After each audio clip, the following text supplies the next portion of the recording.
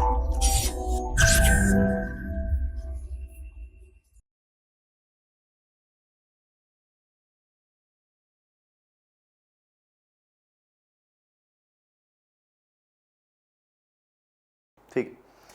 So hello everyone, welcome you all to Simulator 1 test paper discussion.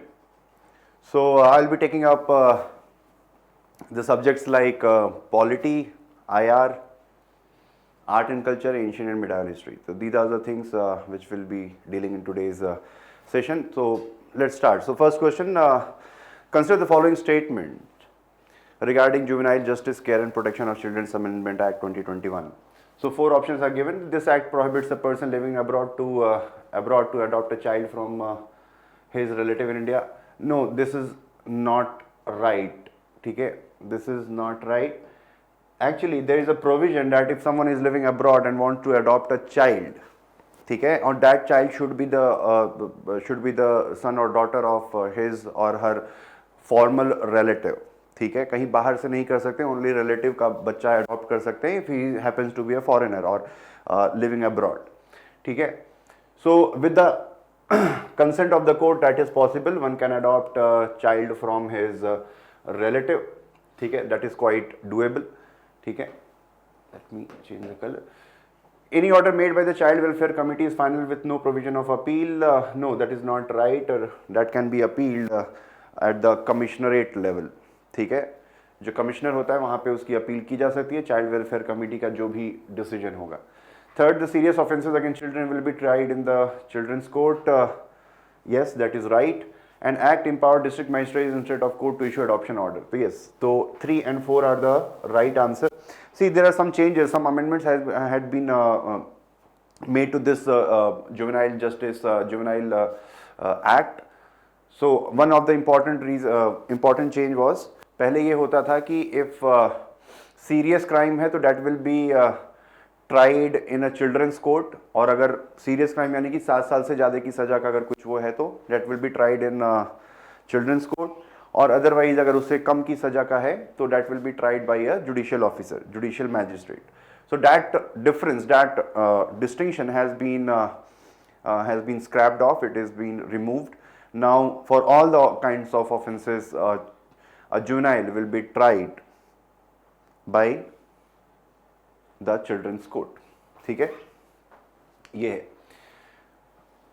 And this law makes 2 categorization of juveniles. One are the one जिसका serious है तो उसको categorise किया गया है. Suppose एक juvenile है तो इफ सीरियस क्राइम है, सीरियस जो भी है, the gravity of offence is very serious, then that will be labelled as a juvenile और child in conflict with law.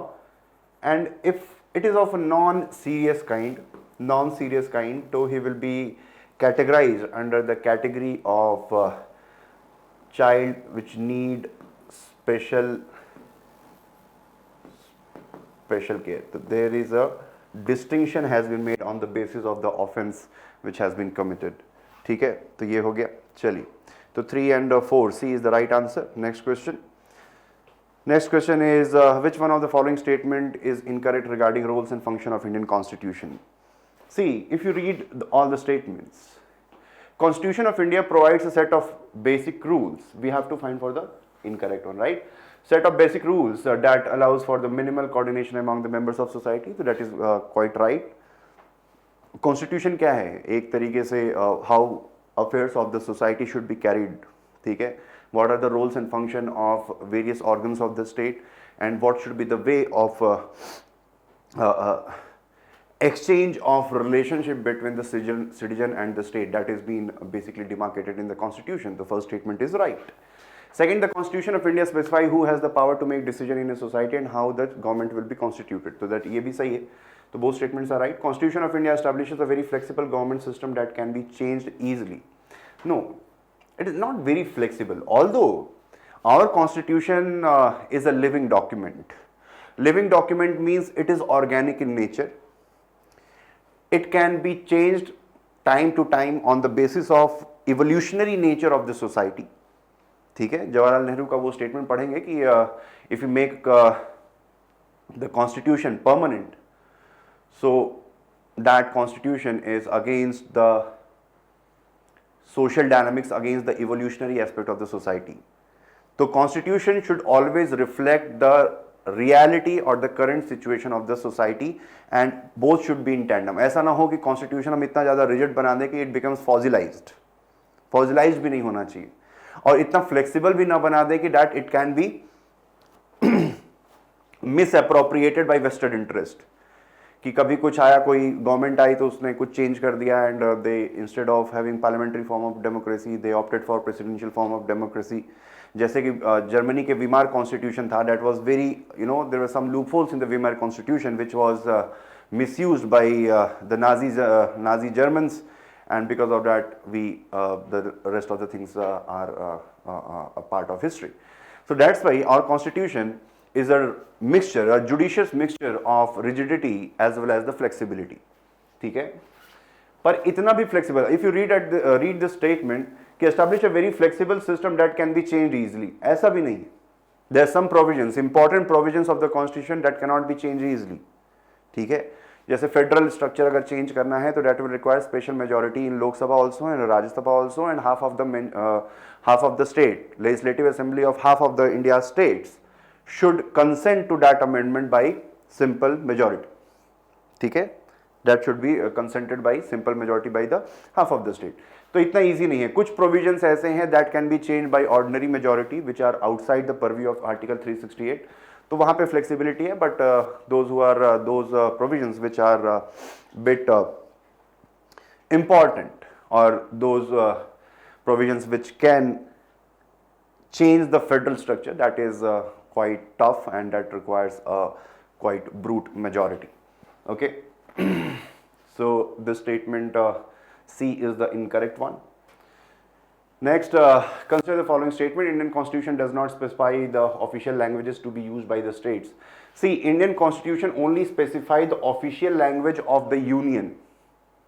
ठीक है, official language of the union is Hindi, written in Devanagari script, and the numerals are the Indian numerals. ठीक है, Indian numerals जो हम international उसमें use करते हैं. ठीक है, जैसे 5 लिखते हैं तो this 5 will be used. एक 5 ऐसे भी हिंदी में लिखा जाता है if I am not wrong. So this will not be used. This Arabic numerals or the Indian numerals basically, Arabic इसलिए कहते हैं, although these number system were discovered in India, लेकिन that was actually transported to Europe or other Western countries by the Arabic scholar. That's why एक नाम पड़ गया Arabic numerals, although it was of Indian origin. खैर, so this will be our official numeral system, number system. ठीक है, और जो हिंदी लिखते हैं that is official language of the union. ठीक है, although constitution also specified that various state governments are free to decide their own official language. तो हर state का आप देखोगे अपना खुद का ऑफिशियल लैंग्वेज. ठीक है, किसी स्टेट में आप देखोगे कि हिंदी है, कहीं पे आप देखोगे बोर्ड उर्दू है, कहीं पे कुछ है, कहीं पे कुछ है. तो they are free to decide their official language. And one more thing you should keep in mind कि their official language need not to be the part of 8th schedule. जो 8th शेड्यूल की I think 22 languages हैं, उसके बाहर से भी कोई state government चाहे तो they can decide their official language. It is not mandatory that only the 8th scheduled languages can be chosen by a state for for official purposes. ठीक है, तो Hindi is our official language of the union. और state का ऐसा कुछ fix नहीं है. State governments are free to decide their own official languages. Although English is also used supplementary to the Hindi for interstate or center-state communication or as well as for judicial functioning. ठीक है. Recently in 2021, Tulu language of Southern India was inducted in a schedule. नहीं, ये सही नहीं है. This Tulu language is not a scheduled language in India. एक और चीज़ ध्यान रखने की है कि scheduled language, suppose if some language is is designated as scheduled language, तो उसका फ़ायदा क्या होता है, मतलब क्या होता है. पहली चीज़ तो ये है कि 8th schedule was actually created for promotion of Hindi, not just Hindi, or to develop a Hindustani language, and the words of these languages or words of other languages will be used to enrich Hindi language. That was the basic purpose. तो 8th schedule में अगर कोई language आती है तो कुछ फ़ायदे होते हैं. पहले तो है कि that language, the representative of that language will be birthed, will be provided membership of language commission. एक language commission है जो काम करता है, first thing. Then the second importance is words of those languages can be used for enriching Hindi language. And third is you can write your UPSC exam in that language. ठीक है, अगर आप 8th schedule की कोई language है तो आप उस भाषा में अपनी यूपीएससी का एग्जाम दे सकते हैं, बारिंग दोज जो लैंग्वेज, जो कंपल्सरी लैंग्वेज का पेपर होता है उसको छोड़ के आप उस 8th शेड्यूल में अपने एग्जाम दे सकते हैं. These are the some facilities which are provided, some special concessions which are provided to a language which is generally declared as scheduled language. ठीक है. Next one, in Indian context it can be said that different constitution states possesses different powers, one or more states. ठीक है, कुछ federalism के बारे में कुछ statement दिया गया है. Let's discuss about what is picket fence federalism. अब पिकेट फेंस होता क्या है बेसिकली? पिकेट फेंस आपने, if you have watched Hollywood की कोई मूवी देखोगे तो generally in middle classes you will see कि उनके घर के पीछे बैकयार्ड होता है. बैकयार्ड में जनरली वुडन जो फेंसेस लगा के वो एक छोटा सा अपना लॉन या कुछ ऐसा क्रिएट करते हैं, so that their pets and children can play in these inside that lawn. तो जो वाइट वुडन ऐसे स्टिक लगा के एक फेंसिंग की जाती है, that is called picket fence. So basically picket fence symbolises something non impermanent structure. वो लकड़ी का होता है, it can be dismantled easily. तो पिकेट फेंस जो फेडरलिज्म है, जो ये वर्ड आया है, this word picket fence symbolises कि the federal structure is basically very not very flexible in nature. ठीक है, सेंट्रल गवर्नमेंट जब भी चाहे it can change the dynamics of federal structure. आजकल आप देखते होंगे बहुत सी ऐसी गवर्नमेंट की स्कीम्स हैं which are directly funded by the central government to the district authority, और डिस्ट्रिक्ट अथॉरिटी उस स्कीम को इंप्लीमेंट करते हैं bypassing state legislature.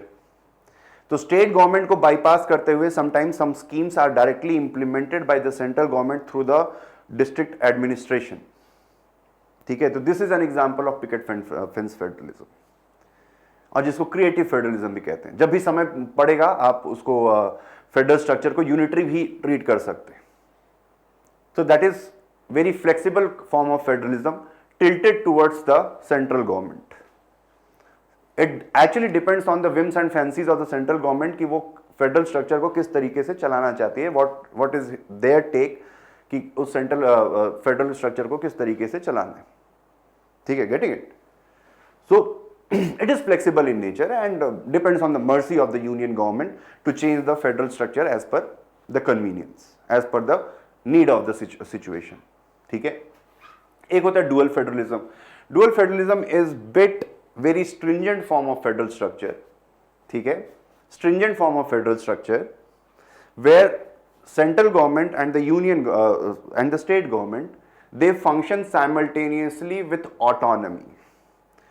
None of these institutions, these government will infringe or trespass or transgress each other's domain. वो होता है dual federal structure, dual federalism. ठीक है, सेंट्रल गवर्नमेंट अपना खुद का काम करेगी, स्टेट गवर्नमेंट खुद का काम करेगी, दोनों एक दूसरे के साथ कुछ भी इंट्रूजन नहीं करेंगे. Asymmetric federalism. See, union, this is basically symmetric federalism. State 1, state 2, state 3, state 4. Organic chemistry पढ़ी है तो ये symmetric federalism हो गया. एक हो गया asymmetric federalism, where one state will have a dominant impact at the union. ठीक है,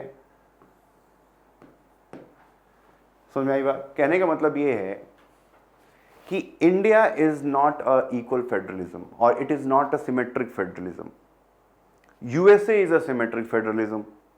यूएसए में 50 स्टेट्स हैं, सेनेट में हर स्टेट से 2 मेंबर जाते हैं और टोटल इसलिए सेनेट की जो स्ट्रेंथ है दैट इज 100.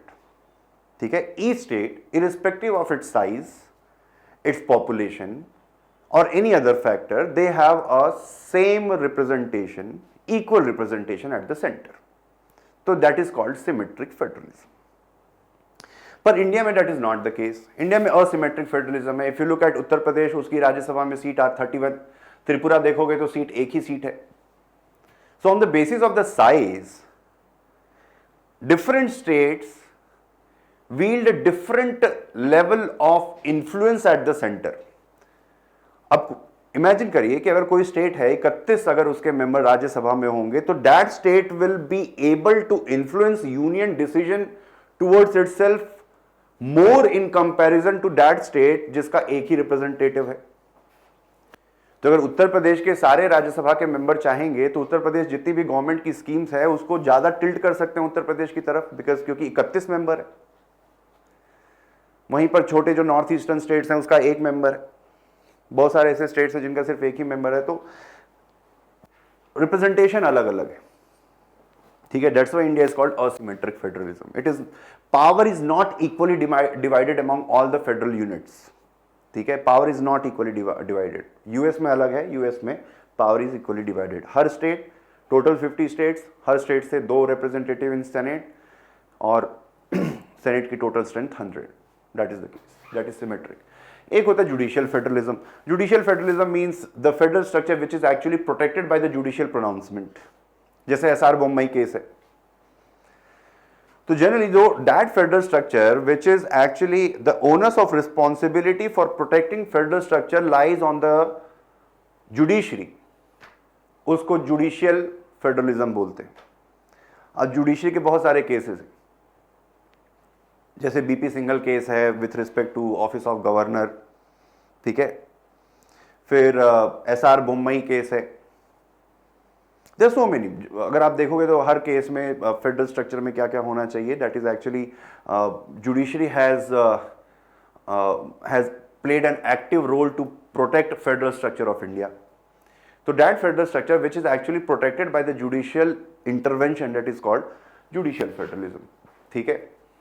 चलो next, which one of the following statement is incorrect regarding national commission for women.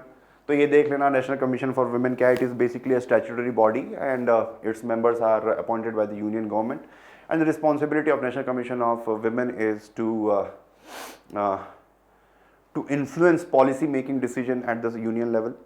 कोई स्कीम बननी है उसको इन्फ्लुएंस कर सकें. और किसी महिला के खिलाफ if some kind of heinous crime is committed तो they can take suo motu cognizance of that incidence और वो वहां पे जाके अपना खोजबीन जांच पड़ताल कर सकते हैं. They can submit their report to the government और डेजिग्नेटेड अथॉरिटी. तो ये कुछ पावर है. They can take suo motu cognizance of that case. ठीक है. कोई जरूरी नहीं है कि formal complain has to be lodged, then only they can act. They can take suo motu action also. और एक और चीज है कि their recommendation is advisory in nature, it is not binding over the government. ठीक है. तो ये है, इसको देख लेना.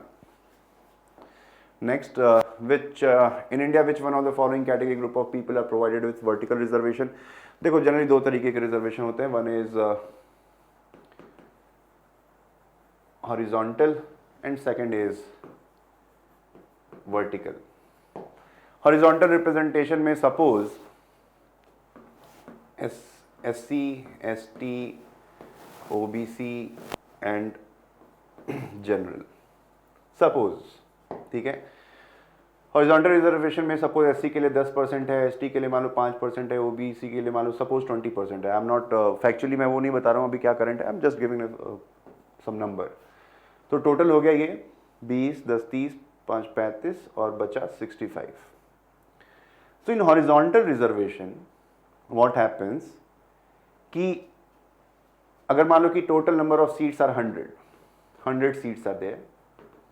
ठीक है. 100 सीट्स आ गए. मान लो यूपीएससी का पेपर है और 100 सीटें हैं. तो इन हॉरिजॉन्टल रिजर्वेशन एससी के लिए 10 सीटें होंगी और ये जो सीटें हैं वो उनको ही अप्लाई होगी. And any reserve category candidate can not encroach on this category seat. ठीक है. तो हॉरिजॉन्टल रिजर्वेशन में ये होगा कि मान लो सबने एग्जाम दिया, मान लो कि 100 सीटें हैं, 1000 बच्चों ने एग्जाम दिया, तो उसमें ये देखा जाएगा, ठीक है, कि 100 सीटों में से 10 सीट एससी वाला जो बच्चा है वो 10 सीटों में सेलेक्ट हो, 5 सीटें एसटी के लिए हो, ओबीसी के लिए हो, और ये जो 65 सीट्स है that will be going to the general category student, general category.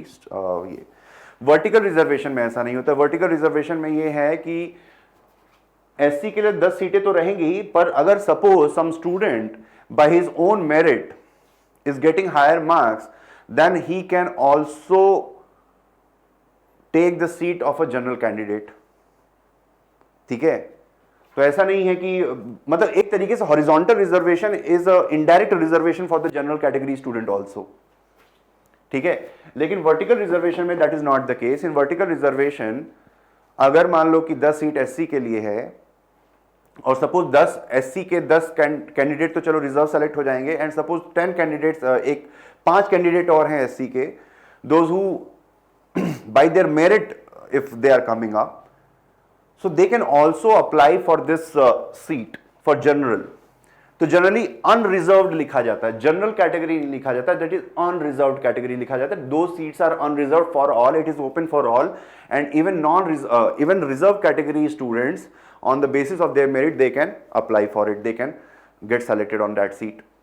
तो इसको कहते हैं वर्टिकल रिजर्वेशन, ठीक है। चल अब कैबिनेट सेक्रेटरीट और पीएमओ के बारे में क्वेश्चन दिया गया है।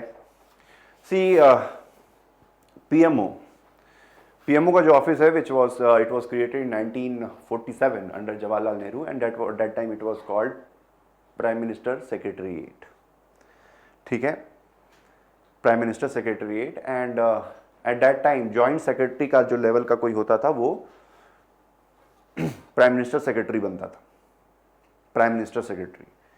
तो प्राइम मिनिस्टर सेक्रेटरी का जो नाम है that principal secretary Indira Gandhi के समय में रखा गया, ठीक है। एक टाइमलाइन बना देता हूं।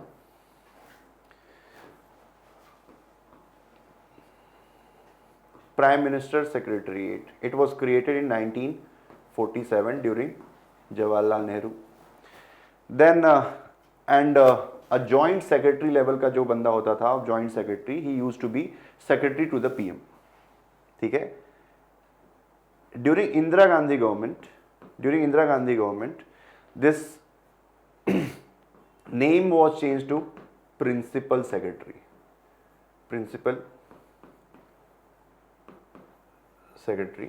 and during Morarji गवर्नमेंट इसका नाम पड़ा प्राइम मिनिस्टर्स ऑफिस, ठीक है। During Morarji government I think in 1976 prime minister secretariat was rechristened as principal prime minister's office, PMO, ठीक है। और ये याद रखेंगे कि PMO is an informal organization, extra constitutional organization, ठीक है, एक्स्ट्रा कॉन्स्टिट्यूशनल ऑर्गेनाइजेशन है। And the function, the purpose of PMO is to assist prime minister to function properly, ठीक है। एक तरीके से प्राइम मिनिस्टर का एक तरीके से वो होता है assistant, it's a staff organization, staff agency whose function is to assist chief executive, or that is the prime minister, to dispense his duties effectively, ठीक है। एक होता है कैबिनेट सेक्रेटरीट। कैबिनेट सेक्रेटरीट का ये काम होता है कि कैबिनेट की जो भी what ever decisions of the cabinet की मीटिंग में, एक तो पहला काम ये है कि कैबिनेट की मीटिंग्स ऑर्गेनाइज करना, that is the role of cabinet secretariat, which is headed by the cabinet secretary. And cabinet secretary is also the head of civil services board. He is the senior most IAS officer in the country. Generally IAS officer ही बनते उधर. He is the senior most IAS officer in the country. He is also the head of civil services board. और cabinet secretariat का काम ये है कि whatever decisions which are taken in cabinet meetings, those decisions should be transmitted to the various departments. ठीक है, जो भी डिसीजन लिया गया वो डिसीजंस वहां पर पहुंचे, अलग अलग जितनी भी मिनिस्ट्रीज है वहां तक पहुंचे, एंड उसका पूरा फॉलो अप हो। तो all these implementation of cabinet decisions, organization of cabinet meetings, recording the minutes of the meetings, and whatever decisions which are taken in the cabinet meetings, those decisions का follow up लेना, उसको implement कराने का काम cabinet secretariat का होता है। तो समटाइम्स अगर आप देखोगे कि there is all sometimes it leads to a clash between cabinet secretariat and prime minister's office, ठीक है। तो ये है, और generally they are sometimes they ऐसा होता है कि अगर पीएमओ स्ट्रांग होता है तो कैबिनेट सेक्रेटरीट वीक होता है, कैबिनेट सेक्रेटरीट वीक होता है तो पीएमओ वीक होता है, ठीक है। कैबिनेट सेक्रेटरी अगर स्ट्रांग होता है तो पीएमओ वीक होता है, और ये ऑल डिपेंड करता है कि प्राइम मिनिस्टर और कैबिनेट के बीच में पावर डिस्ट्रीब्यूशन कैसा है। If prime minister is powerful then PMO will be powerful, if cabinet is powerful then the prime minister, जैसे यूपीए में था कि cabinet was more powerful then the prime minister, because in the cabinet आप देखोगे कि प्रणब मुखर्जी और बहुत से इंपॉर्टेंट लीडर्स थे and also some coalition leaders. So since cabinet was powerful तो कैबिनेट सेक्रेटरीट वॉज पावरफुल। तो ये सब थोड़ा सा आपको पता होना चाहिए। Anyways, moving for to next question. अब इक्वालिटी बिफोर लॉ और इक्वल प्रोटेक्शन ऑफ लॉ क्या है? So the right answer is 2, इसको देख लेना if you want to know the answer key. Right answer is 2, जितने भी आंसर हैं जिसमें बोल्ड है दैट इज द आंसर, ठीक है, कंफ्यूज नहीं करेंगे। Anyways, equality, equal protection of law, equality before law. Equality before law means everyone is equal in front of law and everyone should be treated equally. That is equality before law. लेकिन एक और principal होता है कि equal should be treated equally and unequal should be treated unequally. Thomas Jefferson ने एक statement दिया था, there cannot be more inequality than treating unequals equally. If you are treating unequals equally तो उससे बहुत ज़्यादा प्रॉब्लम होगी, राइट। जैसे मान लो कि इफ एन एडल्ट और एक बच्चा है, दोनों ने मर्डर किया, but they are different, right. Equality before law तो कहेगा कि भाई उनके ऊपर सेम केस चलना चाहिए and they should be given same punishment, but equal protection of laws ये कहता है कि since both individual are situated in different circumstances, that's why some kind of special treatment should be given to a child, because वो उतना समझदार नहीं है, उतना पढ़ा लिखा, उतना अभी नॉलेजेबल, उतना उसका बुद्धि और विजडम नहीं बढ़ा है, तो उसको थोड़ा उसके अंदर हो सकता है गलती से कर दिया गया हो, वो उतना जो क्रिमिनल इंटेंट उसके अंदर होना चाहिए हो सकता है वो ना हो, वो नादानी में, नासमझी में कर दिया। तो that's why a juvenile or a child or maybe a juvenile or a adult, they are treated differently on the principle of equal protection of law, ठीक है। तो ये बात है कि treating unequals equally, ठीक है, that is actually equality before law सबको समान रूप से ट्रीट करता है, but equal protection of law is basically based on the concept of equity and justice, ठीक है। लॉ और जस्टिस में फर्क होता है, लॉ इक्वली अप्लाई करता है लेकिन जस्टिस जो है that is actually consider the background and the current situation of both of different individuals, ठीक है, अलग अलग थोड़ा सा देखता है। अगर जैसे अब मर्सी पिटीशन में भी देखो तो कई बार ये होता है कि अगर कोई इफ किसी ने मर्डर किया है, उसको फांसी की सज़ा हो गई है, और किसी ने एक और आदमी ने मर्डर किया है, लेकिन if he happens to be person जो he the sole bread earner अगर है वो, या अगर कोई महिला है जो प्रेग्नेंट है या कुछ ऐसा है, तो उसको जनरली मर्सी पिटीशन में उसको थोड़ा सा कंसिडर किया जाता है। And that's why see the law is equal, but sometimes equal protection of law also comes into picture and they try to take cognizance of the variability of their circumstances, ठीक है। Next, consider the following statement regarding no confidence motion Indian parliamentary system.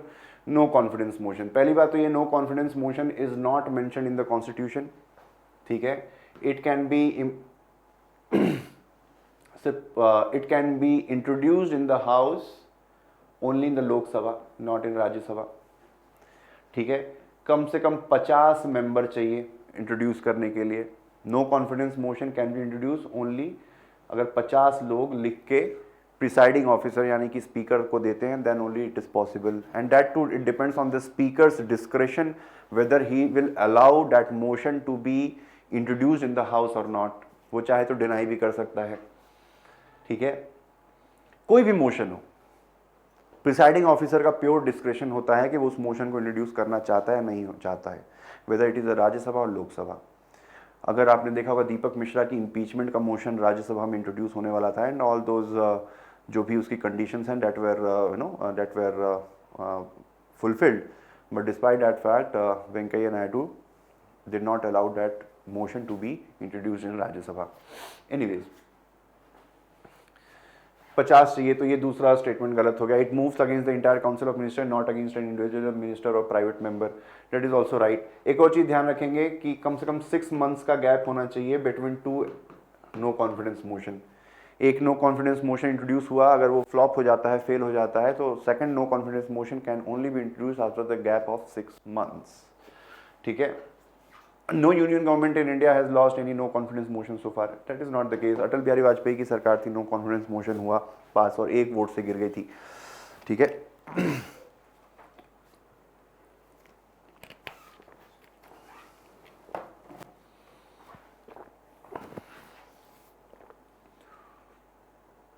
In the context of constitution, what is the meaning of distributive justice?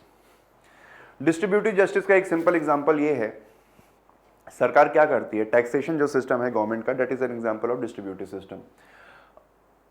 आप जितनी salary आप जितना कमाते जाओगे आपसे ज़्यादा टैक्स वसूलती है सरकार, ठीक है। पहले 10% लेगी, फिर 5 लाख के बाद कितने लाख के बाद, आई थिंक 12 लाख या कुछ ऐसा कुछ है, उसके बाद फिर 30% का ब्रैकेट लगता है, ऐसे इस तरीके से चेंजेस होते हैं। तो जो ज़्यादा कमाता है they are taxed more so that their money can be, resources can be collected from the rich and that can be distributed, फिर उसी पैसे से अन्न और ये सब गरीब लोगों में फ्री अनाज, फ्री बिजली, पानी और ये सब सारी सुख सुविधाएं बांटी जाती हैं। That is example of distributive justice, ठीक है। Socially just allocation of resources, socially just allocation of resources where rich are taxed more and the poor are given. जैसे गरीब आदमी है तो उसको टैक्स नहीं लगता है, आई थिंक 5 लाख तक टैक्स एग्जम्पशन है, ठीक है।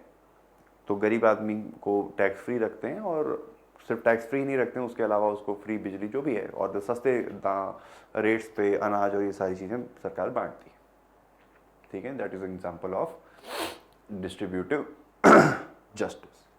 Even reservation is also an example of distributive justice, because the public posts are basically a resource, a kind of public resource.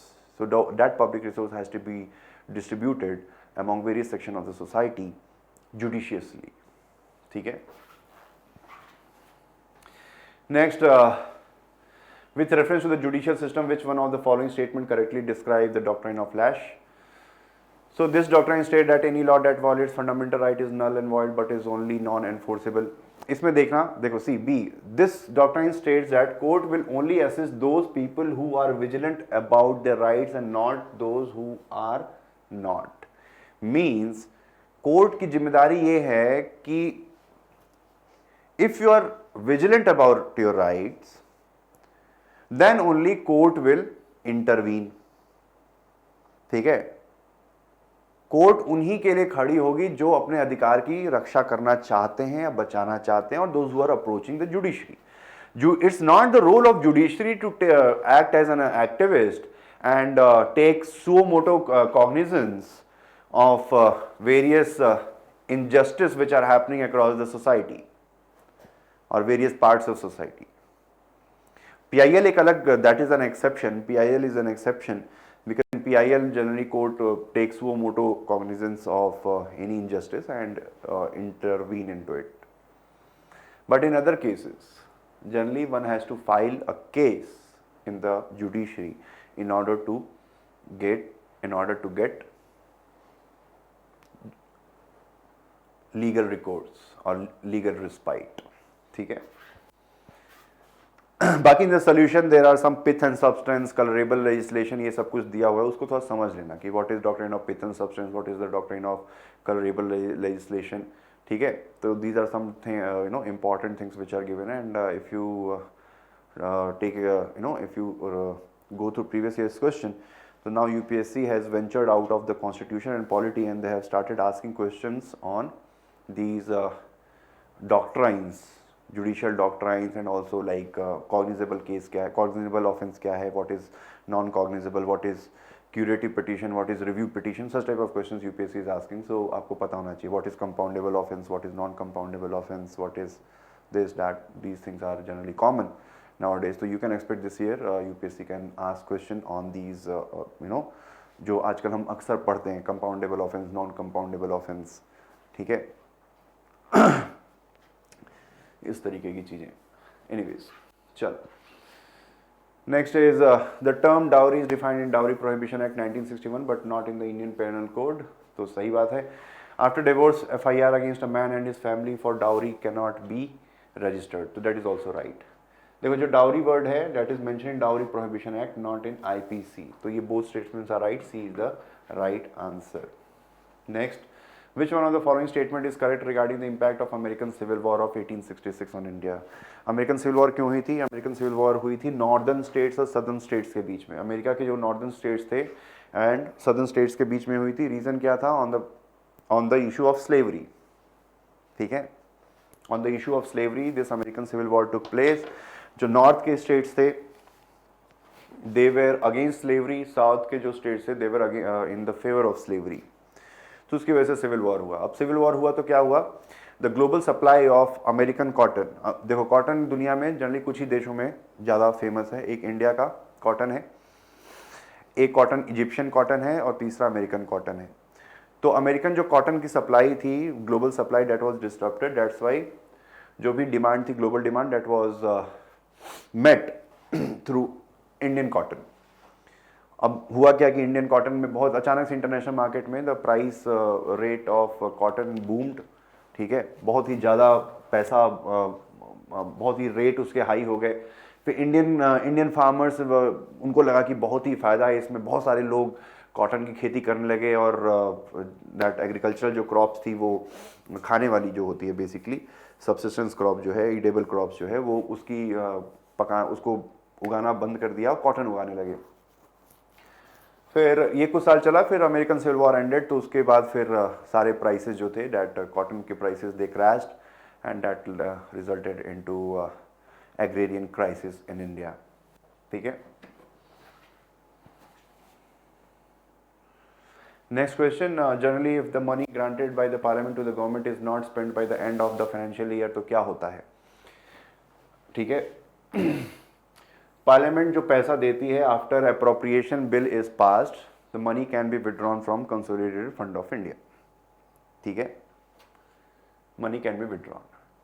लेकिन उस मनी के साथ ये होता है कि दैट मनी इज लैप्सेबल. ठीक है, that money is lapsable in a financial year. अगर उतना खर्चा नहीं करोगे तो लैप्स हो जाएगी. जनरली जो फाइनेंशियल ईयर है वो 1 अप्रैल से 31 मार्च तक होता है. ठीक है, और 31 मार्च तक अगर आपने वो पैसा खर्च नहीं किया तो that money will lapse and वो वापस से कंसोलिडेटेड फंड ऑफ इंडिया में वापस चली जाएगी. और इसकी वजह से थोड़े आलसी जो लोग होते हैं या जो डिपार्टमेंट्स ये सब है, वो लास्ट में एकदम मार्च के महीने में सारा पैसा खर्च करने की कोशिश करते हैं, क्योंकि वो पैसा वैसे भी लैप्स हो जाना है, वापस चला जाना है. फिर वापस अगर एक बार चला जाएगा तो फिर से उसमें पैसा निकालने के लिए फिर एक बहुत लंबा प्रोसीजर है. ठीक है, फिर एक बहुत लंबा प्रोसीजर है, वोटिंग ऑन डिमांड होगी, फिर अप्रोप्रिएशन बिल पास होगा, फिर बहुत सारा एक लंबा पूरा बजटरी प्रोसेस है. Right. So that's why they try to, there is a tendency of spending major part of that money at the very fag end of the entire financial year. Generally मार्च में सारा पैसा खर्च करने की कोशिश की जाती है, जिसको कहते हैं मार्च rush.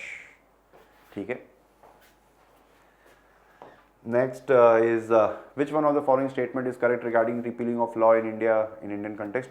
Parliament draws its power to repeal a law from Article 245 of the Indian Constitution. Yes, that is right. ठीक है.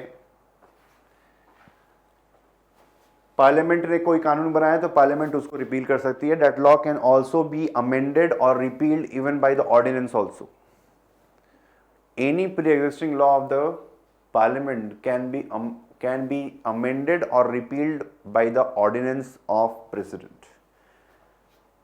Accept constitutional amendment act. Ordinance के थ्रू कॉन्स्टिट्यूशनल अमेंडमेंट नहीं हो सकता है, उसके अलावा सारे बिल पास किए जा सकते हैं। Getting it?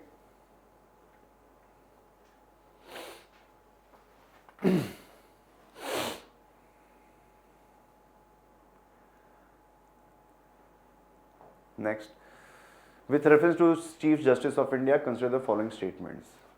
He or she can appoint an acting Chief Justice in case he or she is unable to perform the duties of his or her office. So that is okay. Now this appointment will not be done by Chief Justice. This appointment will be done by the President. ठीक है? So this statement is wrong. He or she can appoint a judge of High Court as an ad hoc judge of the Supreme Court for a temporary period. Yes, but prior consent of President is required here. ठीक है?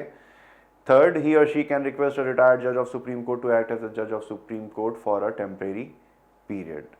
Yes, that can also be done by the Chief Justice of India, but here also prior approval of President is needed. ठीक है? Prior approval of President is needed. Next, which one of the following statement correctly justify the role of Public Accounts Committee? So Public Account Committee, PAC, it is considered as watchdog of public purse. ठीक है? CAG की जितनी भी audit report होती है उसकी जो scrutiny है, scrutiny of CAG audit report, CAG क्या करता है? ऑडिट करता है। कैग सबमिट इस रिपोर्ट टू द, इसको देख लेते हैं, CAG will submit its report to the President will submit that report to the Parliament will refer that report or forward that report to Public Accounts Committee. Public Accounts Committee will sit on that report, it will scrutinize and again it will अपनी जो observation है, these observations about the audit report will be submitted to the Parliament. ठीक है? तो PAC का ये काम है. That's why PAC is called watchdog of public purse, and CAG is considered as friend, philosopher and guide of Public Accounts Committee, PAC. PAC comprise of members from both Lok Sabha and Rajya Sabha. ठीक है? The recommendation of PAC is not binding over the Parliament. It is generally advisory in nature. ये कुछ चीज़ें आपको पता होनी चाहिए. ठीक है? So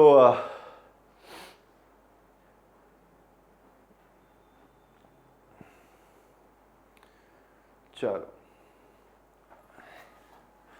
तो ये ऑल दीज जितने भी स्टेटमेंट है, it examine the appropriation account in the finance account of the union government, it examine the annual audit report of CAG, it examine the money spend on any service during financial year in excess of the amount granted for that purpose. तो ये सारा काम generally करती है. It is a watchdog. ठीक है? Next, a judge of high court can be transferred to another high court either in public interest or as a punishment. No, one judge of high court can be transferred to another high court only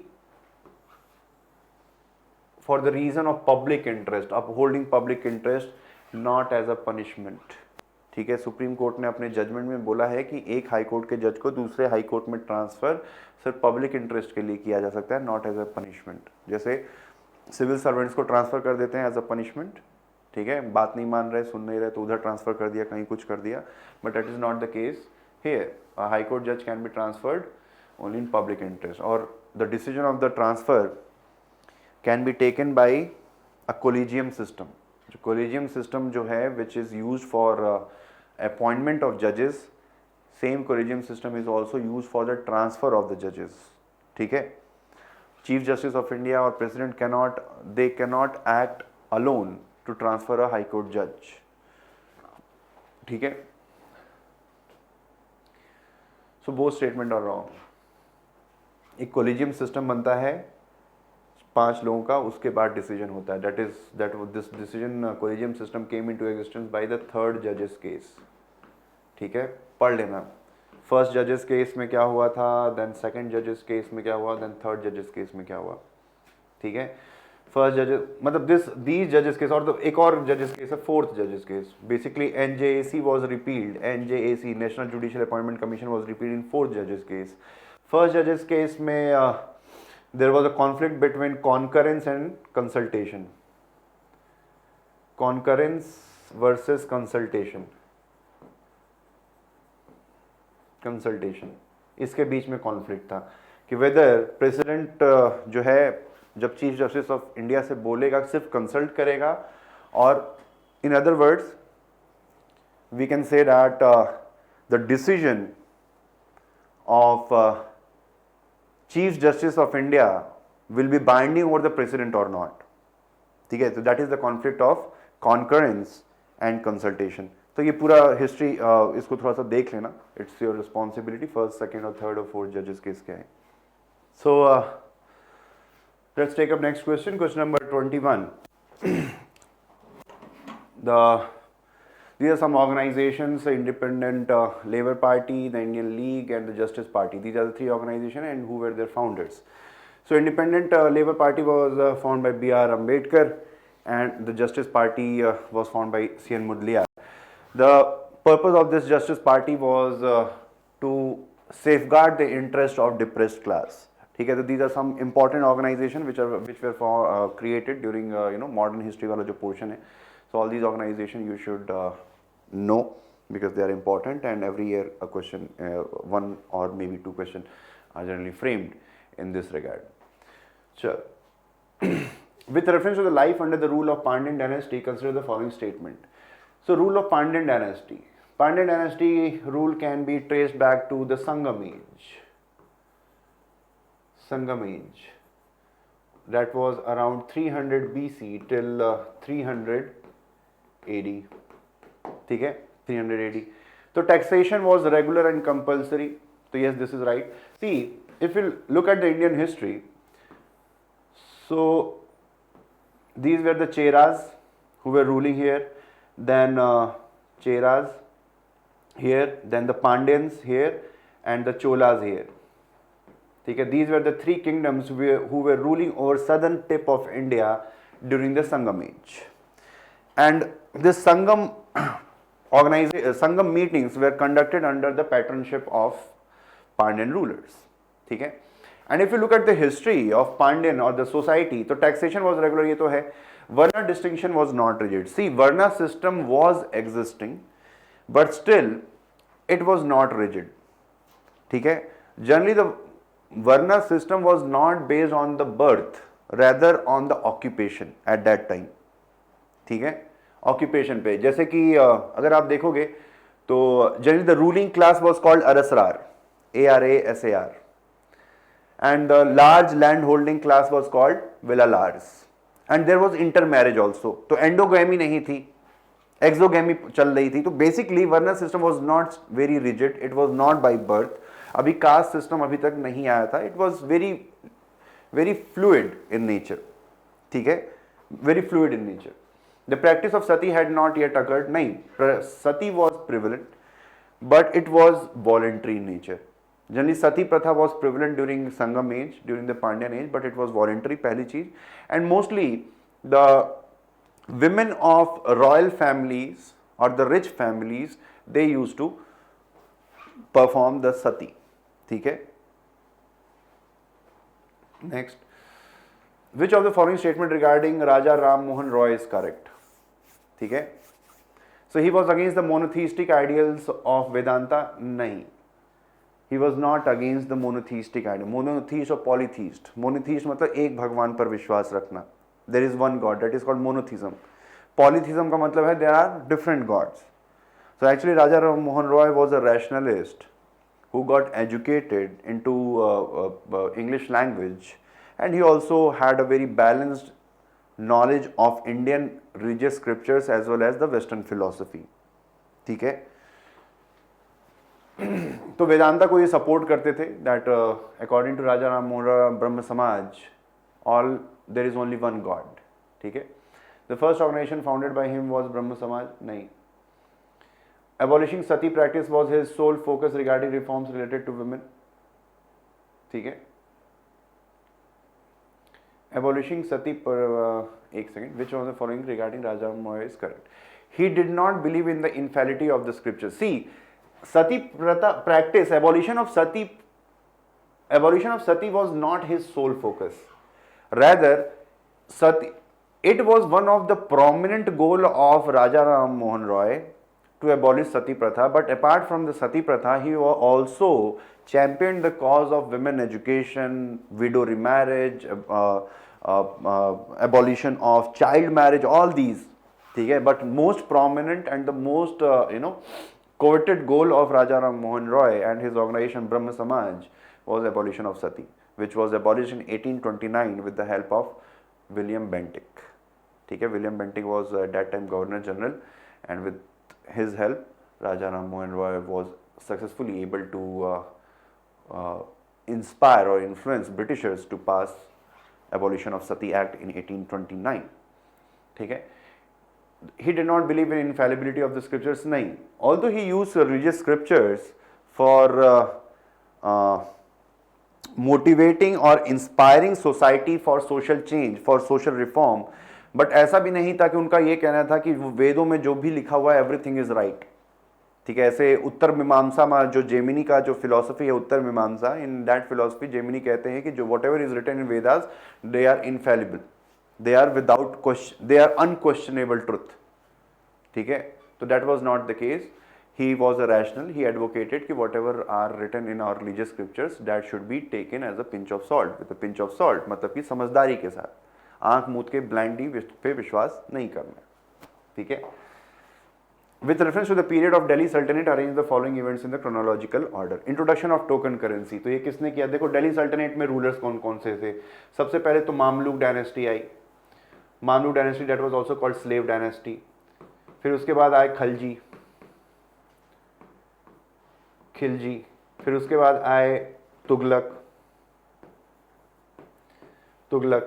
then आए उसके बाद Syed. Then the last were the Lodhis. So this token currency was introduced by the Tughlaq, Mohammad बिन तुगलक. ठीक है, silver की जगह पे copper के coins issue किए उसने. ठीक है. फिर द सिस्टम ऑफ दाग एंड चेहरा was introduced by Alauddin Khilji. Capital was shifted from Lahore to Delhi. ठीक है, that decision was taken by Iltutmish. ठीक है. एस्टेब्लिशमेंट और department of public work that was done by Firoz Shah Tughlaq. He is called father of PWD in India. ठीक है, तो इसी तरीके से लगा लेना है, आप इसको लगा लेना 3, 2, 1 and 4. 3, ठीक है, 3 then 2 then 1 then 4. ठीक है.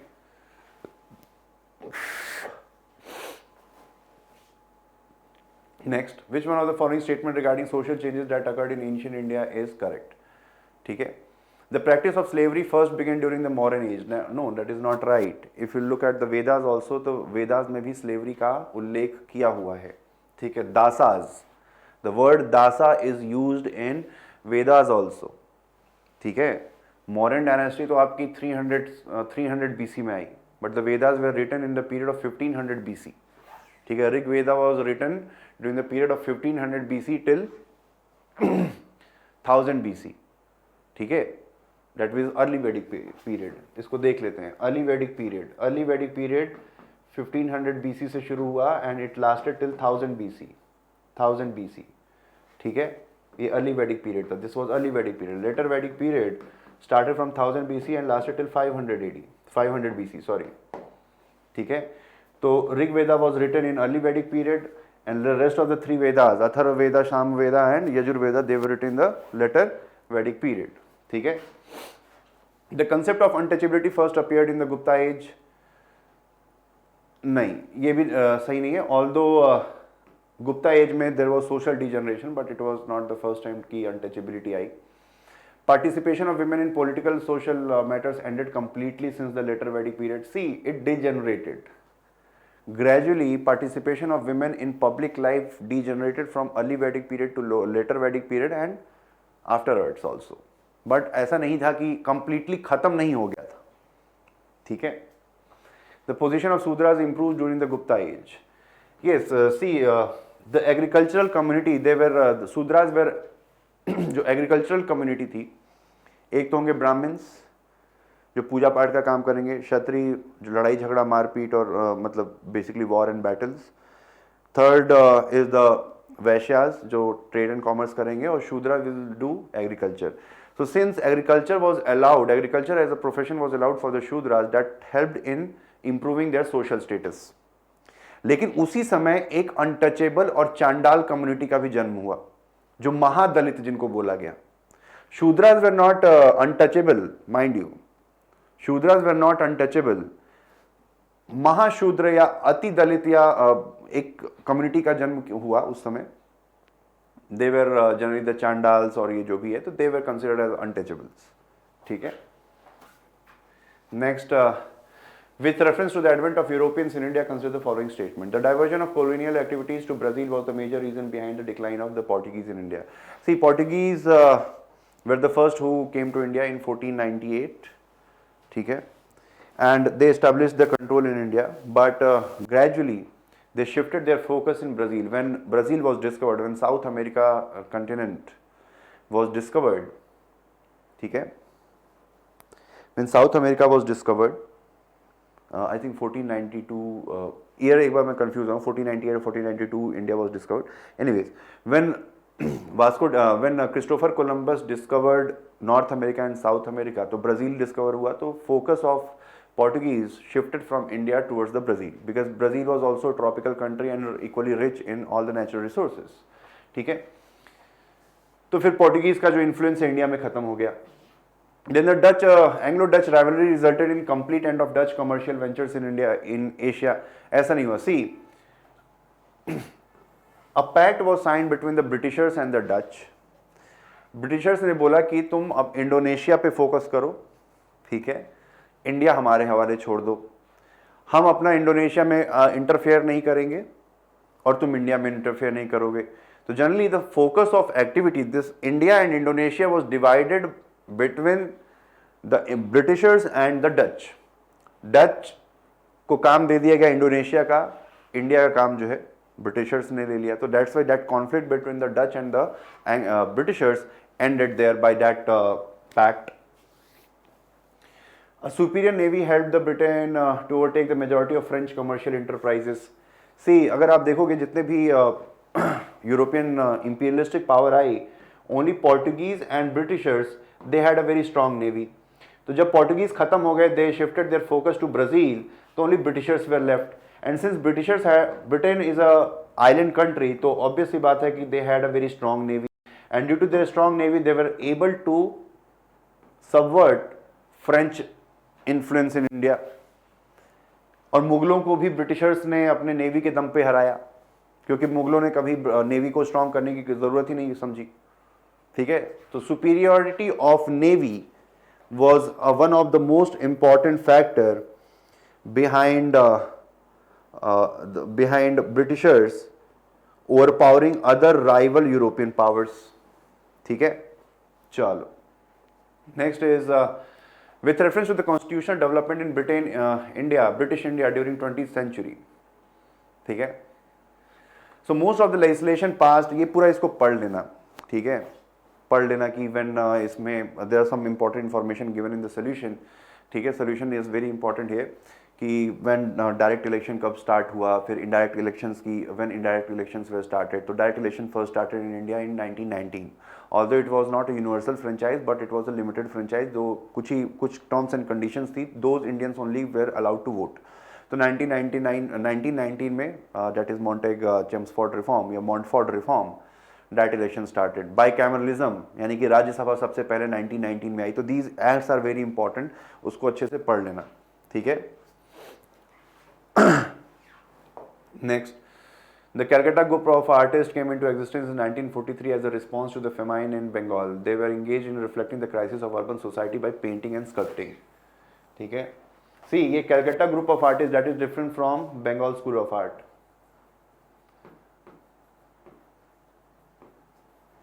Bengal School of Art was established by Abhindranath Tagore and Nandalal Bose. ठीक है, Calcutta group was basically a reaction, and this Bengal School of Art was a reaction against the against Bombay School of Art of Raja Ravi Verma. ठीक है. This Bengal School of Art was started by Nandlal Bose and Abhindranath Tagore.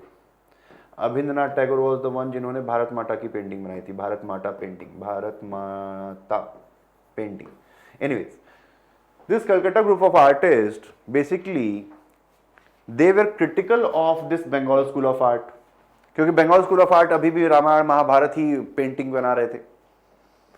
Rather they focused on the social plight of the people. ठीक है. बंगाल में जो famine हुई थी 1940s के time पे due to the it is basically considered as a man-made famine because of few factors. जो भी देश का अनाज था that was transported at the fronts, war fronts, and also the boundary between India and Burma or Myanmar, that was also closed because in order to prevent any Japanese incursion in India, and because of these factors the famine occurred in Bengal. That's why it is considered as a man-made famine. Okay. Anyway, so that plight was actually reflected in painting and sculpting. These are the artistic expressions. Okay. Next is, which one of the following statement regarding Shreni of ancient India is not correct? अब Shreni क्या था? Shreni is also called guild. तो basically ancient India, ये mains में question पूछा जा चुका है, श्रेणी प्रीलिम्स में भी पूछा जा चुका है. श्रेणी और guilds basically it was the kind of association of the business men or the traders. ठीक है. It was a kind of organization to enforce code of conduct. जैसे आज के समय में क्या है कि गवर्नमेंट्स है तो वो सारे लॉज बनाती हैं. कहीं ऐसा ना हो कि आपने यहाँ से सामान बेचा किसी ट्रेडर को जो चाइना में बैठा हो और उसने सामान लिया लेकिन पैसा नहीं दिया, या वहाँ से चाइना से कोई सामान आपने बोला कि भाई आप 1000 kg you have to send 1000 maybe iPhone मंगा लिया कि 1000 आईफोन देना है और आपने उसकी पेमेंट कर दी, लेकिन आईफोन की जगह पे उसने वीवो का फ़ोन थमा दिया आपको. तो यहाँ पे there are international arbitration centres are there to enforce the code of conduct, but in ancient and medieval India there were no such supranational organizations were present. That's why these traders community, they created their own association, their own organization, जो कि so that the rules of the business or the conduct of the people involved in these business activity that can be enforced. ठीक है. तो वो था guild. Next, अब ये question पूछा गया Haryanka dynasty, he was the ruler of Haryanka dynasty. तो सी मगध के ऊपर किसने किसने रूल किया? Haryanka, then Shishunaga dynasty, then the Nandas, then the Mauryas, then the Mauryas के बाद आए आपके पुष्यमित्र शुंगा या Shunga dynasty, then the Shunga के बाद आया कन्वा डायनेस्टी. तो these were the dynasty who had ruled over Magadha region. Magadha. तो हरनका डायनेस्टी के some prominent rulers were, one was Bimbisara, then Ajatashatru. ठीक है. Bimbisara, Ajatashatru and Udayan. So these were the prominent rulers of Haranka dynasty, and this Bimbisar was contemporary of Mahatma Buddha and Mahavir Jain. ठीक है. तो ये सब देख लेना. And he also sent his court physician Jivak in order to treat Avanti king Pradyot. ठीक है. And his this Bimbisar was assassinated by his own son Ajatashatru. ठीक है. Anyways,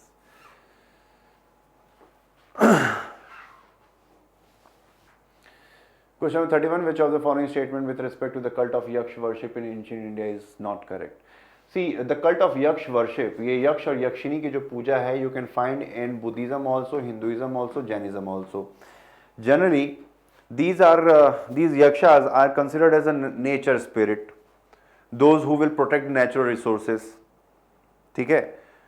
नेचुरल रिसोर्सेज को प्रोटेक्ट करते हैं और नेचर स्पिरिट मानी जाती है बेसिकली.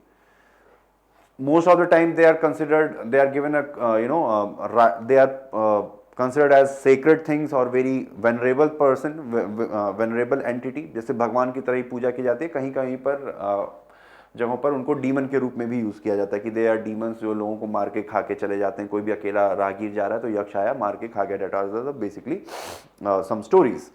ठीक है, यक्ष और यक्षिनी की जो पूजा है, this practice of worshipping Yaksha and Yakshini started, they basically considered as the tribal people. ठीक है, तो पहले के समय में क्या होता था, मेन स्ट्रीम सोसाइटी के जो लोग थे, when they used to observe these tribal people who are free spirited, they are roaming naked in the jungle and they are free spirited, living in the trees and bathing in river water और something, तो they got mesmerized कि ये they must be some god, कोई देवता होंगे जो जंगलों में रहते हैं। उन्हें तो पता नहीं था पहले के ज़माने के लोगों को कि ट्राइबल्स भी रहते हैं, आदिवासी लोग भी रहते, तो बाहरी दुनिया के लोगों को लगता था कि ये कुछ भगवान भगवान है। वहाँ से ये यक्ष वर्शिप की, यक्ष और यक्षिनी की पूजा की जो प्रैक्टिस है, दैट स्टार्टेड।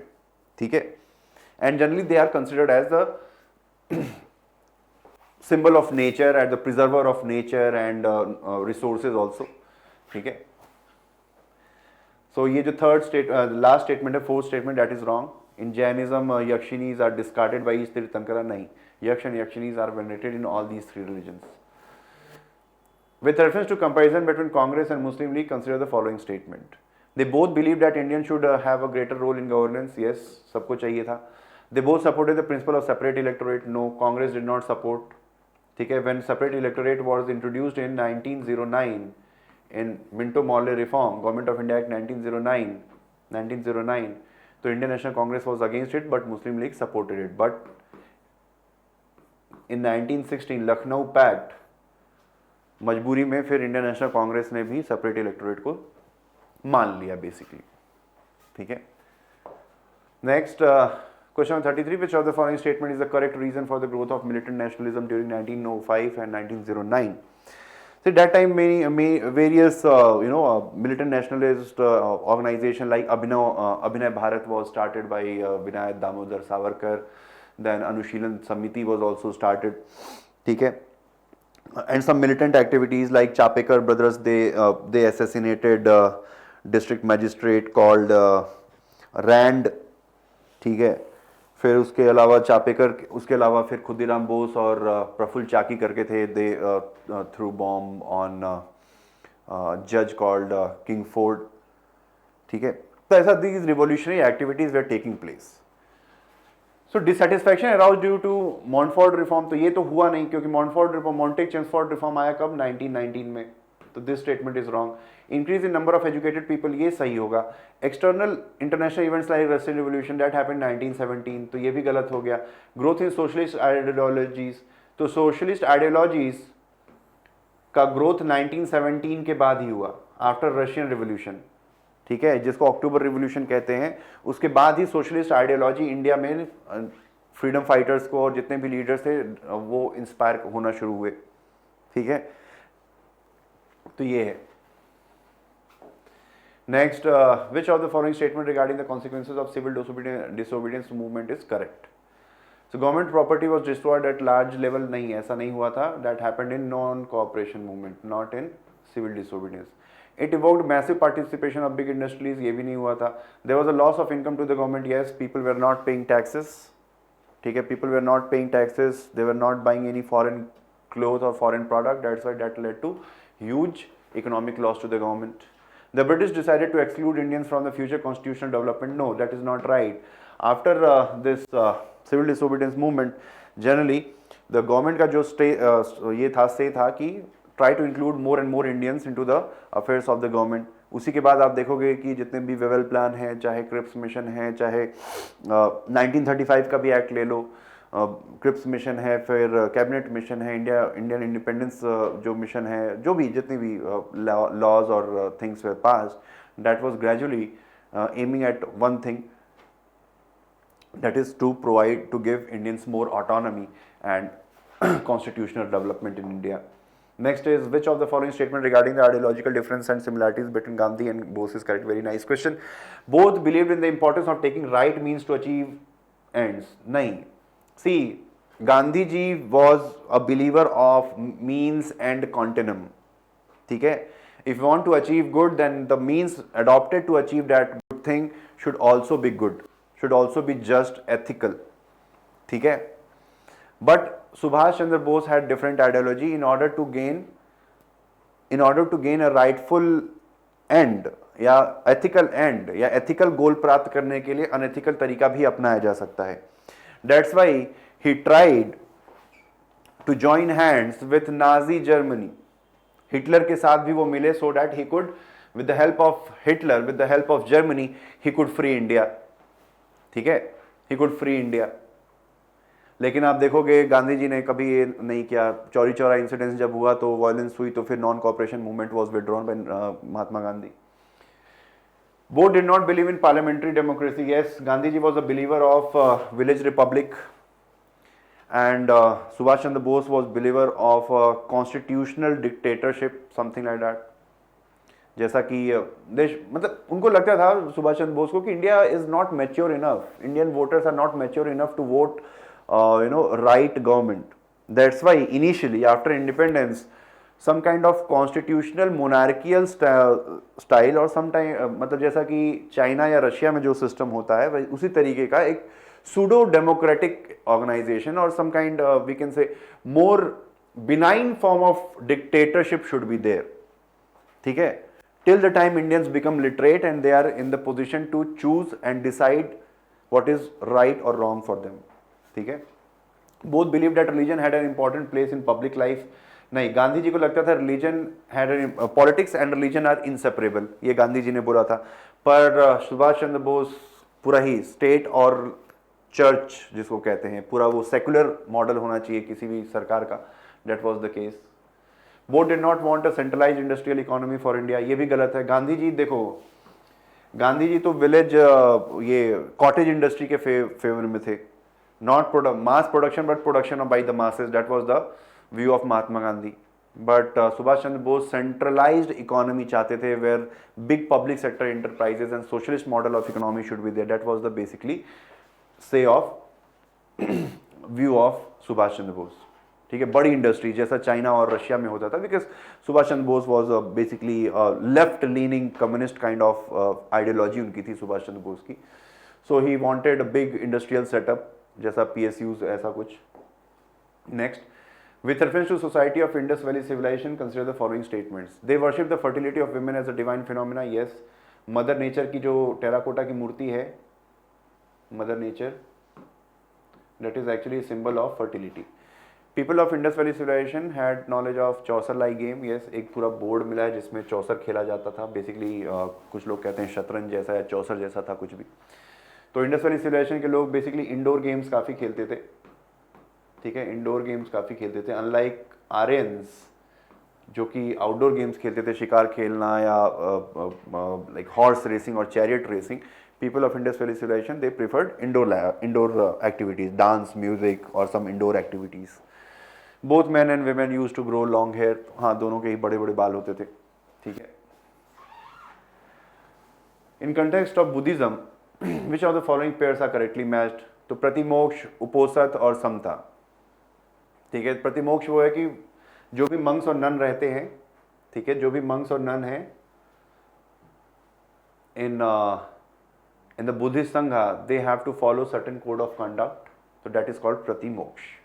ठीक है, that is called प्रतिमोक्ष. उपोसत was basically 15 दिनों में एक मीटिंग होती थी बुद्धिस्ट जितने भी मंक्स थे. That meeting was called Uposat. And Samta was basically an activity of controlling the mind. Samta और विपासना दो अलग अलग एक्टिविटीज है. विपासना में basically it is a act of introspection and Samta is basically mind control activity. ठीक है, Vipassana is more of an introspection activity जिसमें आप शांति से चुपचाप रह के कहीं कुछ दिनों तक आप you introspect about yourself, your thinking, your behavior, your mind, everything. ठीक है, so 1 and 2 are the right answer. Which of the following statement is correct about Buddhist religious order Sangha during the period of Gautam Buddha? So see, this Buddhist Sangha was actually created, it was a kind of missionary organization whose responsibility was to spread Buddhism and his philosophies. ठीक है, पहले initially men were only allowed in these Buddhist Sangha, but gradually women were also given position, they were also allowed. And फिर हुआ क्या कि due to this one of the reason for decline of Buddhism is also considered कि allowing women into Buddhist Sangha was one of the very fatal mistake which was committed by Gautam Buddha under the influence of Anand. Anand was the person who actually persuaded Gautam Buddha to allow women into the Buddhist Sangha. When women entered into Buddhist Sangha, तो जितने भी बौद्ध भिक्षु थे जो जिनका काम था भिक्षा मांग के जीवन यापन करना और बौद्ध की और गौतम बुद्ध की बातों को इधर उधर फैलाना, फिर वो अपने अपने कामों में लग गए, ठीक है. So they got corrupted. Next करण माई कुर्रम वरियम. तो ये क्वेश्चन है चोला एडमिनिस्ट्रेशन के बारे में, very very important from UPSC point of view. See Chola administration was famous for local self government, ठीक है, local self government organisation. Kingdom was divided into mandalam was divided into valanadu was divided into nadu was basically district. Valanadu मान लो कि commissionerate system मान लो, मंडल मान लो कि state मान लो, ठीक है. नाडु, फिर nadu was divided to kurram was basically a group of many villages, उनको कुर्रम कहते थे. Anyways, there were two types of land, two types of villages. One was vellanvagai village and second one was agrahara या ब्रह्मदेव विलेज भी बोलते थे. वो गांव जो which were donated to the Brahmins, they were called agrahara land और अग्रहारा विलेज और ब्रह्मदेव विलेज, ठीक है. एंड उसके अलावा जितने भी गांव थे they were called vellanvagai village. This vellanvagai village had to pay taxes. This agrahara और ब्रह्मदेव विलेज को टैक्स देने की जरूरत नहीं थी. They had different organization also. There इनकी पंचायत को उर कहा जाता था. There panchayat was called sabha. And Sabha, mind you, Sabha was more powerful and more autonomous in the comparison to the Ur. ठीक है. So this practice of donating land started by the Satavahanas, ठीक है, and further it was promoted by the Guptas and it reached its zenith during the Chola administration. तो चोला local assembly बहुत important है from UPSC point of view. आप समझ सकते हैं कि 1000 साल पहले वहाँ पे इलेक्शन होते थे. And that election system was called Kuduvulai system, Kuduvulai, Kuduvulai system. And through that Kuduvulai system, these the panchayat, the members of panchayat, they were elected. ठीक है, तो ये थोड़ा सा इसको पढ़ लेना. This is important from UPSC point of view. Few things are given in the solution also, and you can also refer to your standard notes, whatever you guys are referring regarding Chola administration. ठीक है, so that was all from art and culture, ancient Middle history and polity. The next section in your test is going to be geography, environment and science and tech. Let's look at the questions you had in your simulator. Question 10. Consider the following pairs. We're looking at conventions and what their objectives are. The Open Skies Treaty. Is it a treaty that permits countries to fly unarmed aircraft with cameras over their territories? Of other member countries? Yes, that is what the Open Skies Treaty is about, and the only thing it restricts is military aircraft. So one is correct.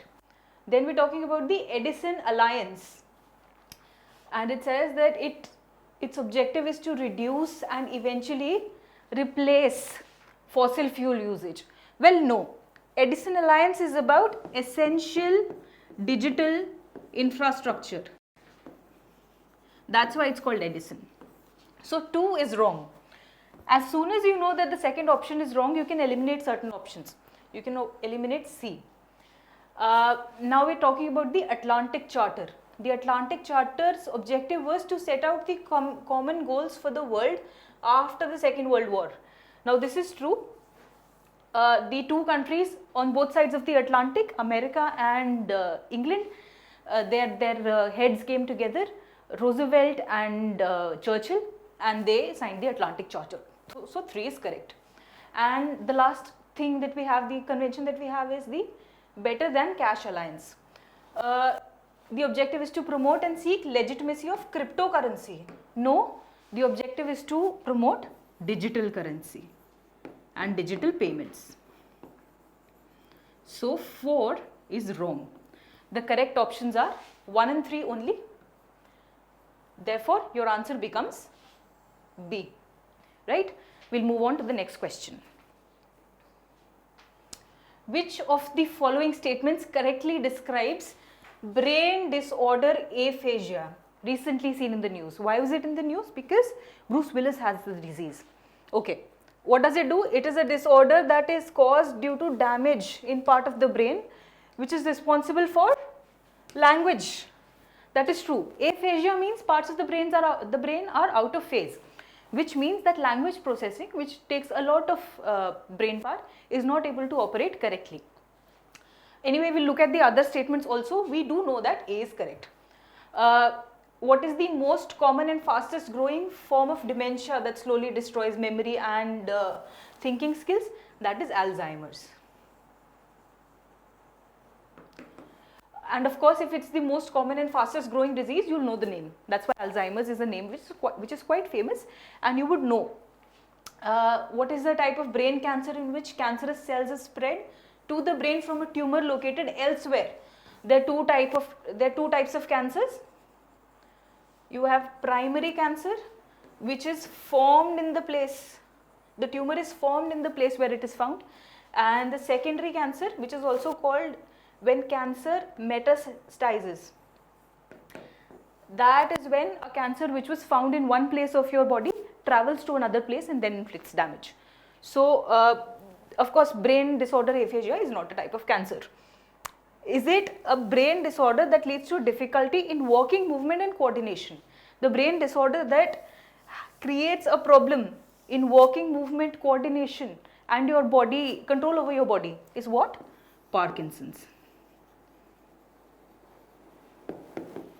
So, your general awareness about diseases, what they do and what their causative factors are important in the UPSC examination. This question touches upon that. Question 38 says, which of the following are applications of quantum technology? Quantum technology, upcoming and new technology, therefore important for our science and tech. Let's look at what the applications can be. Can quantum technology help you in capturing direct images of black holes? Capturing direct images of anything has to do with optics, right? And quantum technology is to do with computing.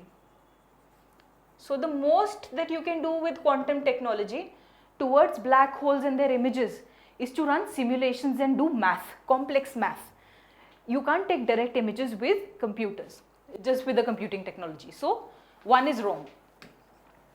The second option reads, encryption for securing critical infrastructure. Now, this is true. With quantum technology, your ability of running computations increases fourfold. Why? Regular computing has 2 bits, either 0 or 1, but quantum computing has multiple states, which is why your ability to calculate grows multifold. And then our current cryptology systems, the way our passwords are set now, it's easier to break them with stronger computers. Therefore, quantum technology, of course, is and it does have an application on securing critical infrastructure and its encryption. 2 becomes right. The third option is improved and faster disaster prediction. Disaster modeling again takes a lot of data and has to run complex analysis, which will be helped by quantum technology. Therefore, 3 becomes a correct option. Does quantum technology help in finding the cure of obscure and fatal diseases? How and why? Well, quantum technology can be again used to run complex organic simulations.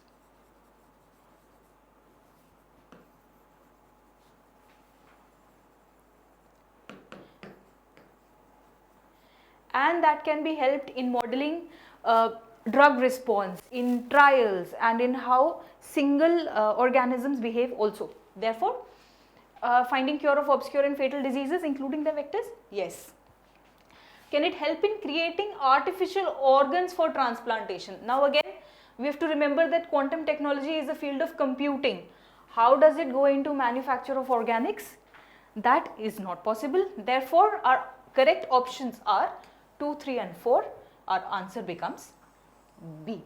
So you can solve a lot of your science and tech questions simply by sticking to the facts that you know and then trying to employ your critical thinking in the exam. We will move on to the next question. With respect to blockchain technology, again a type of technology known, consider the following statements. It is a peer-based ledger which is shared amongst users. This is correct. What is blockchain? A number of blocks that are linked together, and every block has a ledger which is a record of all of the transactions that have happened before it, right? So 1 is a correct statement. Now, permission from all the nodes in the network is required to authorize any transaction on the blockchain. As we said, every block has the information of everything that has happened so far. So whenever a new block has to be added, it has to contact the ledgers of all of the previous blocks and confirm all of the data. Therefore, option 2 also becomes correct. Now the third statement reads, the authority is transferred to the next node with every transaction in the blockchain. Now the thing about the blockchain is that there is no central authority in a blockchain, right? That is why if there is no central authority and there is no authority as such, what will you transfer? So 3 becomes wrong. The fourth statement reads, it can have an application in the real estate sector. Real estate sector, if you are able to track who has bought what property, at what price, who the owner was, will that help a real estate transaction? Can you control transfer of black money? Yes, you can, and therefore real estate sector, a sector in which a lot of documentation and paperwork is critical, blockchain will have a very strong application here. Therefore, option 4 is also correct. Our correct answer for this question becomes option C, 1, 2 and 4 only. The next question reads, with reference to edge computing, consider the following statements. Now, edge computing is the next step from cloud computing. That is what it is usually compared with, right? So, we'll look at the options. All the operations take place near the location of the device generating the data. That is how we define edge computing. The idea is that you have a device and whatever devices that you have around it, whatever devices that you have around your central device, the data transmission, analysis, both can be done by using the processing capacity of the devices at the edge of the network, as compared to what? As compared to a server or an analytics infrastructure which is at a distance from the network. Okay, so edge computing is this part. So first option becomes correct. The second option says it reduces the need for large amounts of data to travel among servers. Now this is true. If all of your processing is happening here, there is no need for your data to travel and be transferred all the way to a central server at a different location. Therefore, option 2 is also correct. The third option reads, due to proximity to data storage locations, it experiences very high latency.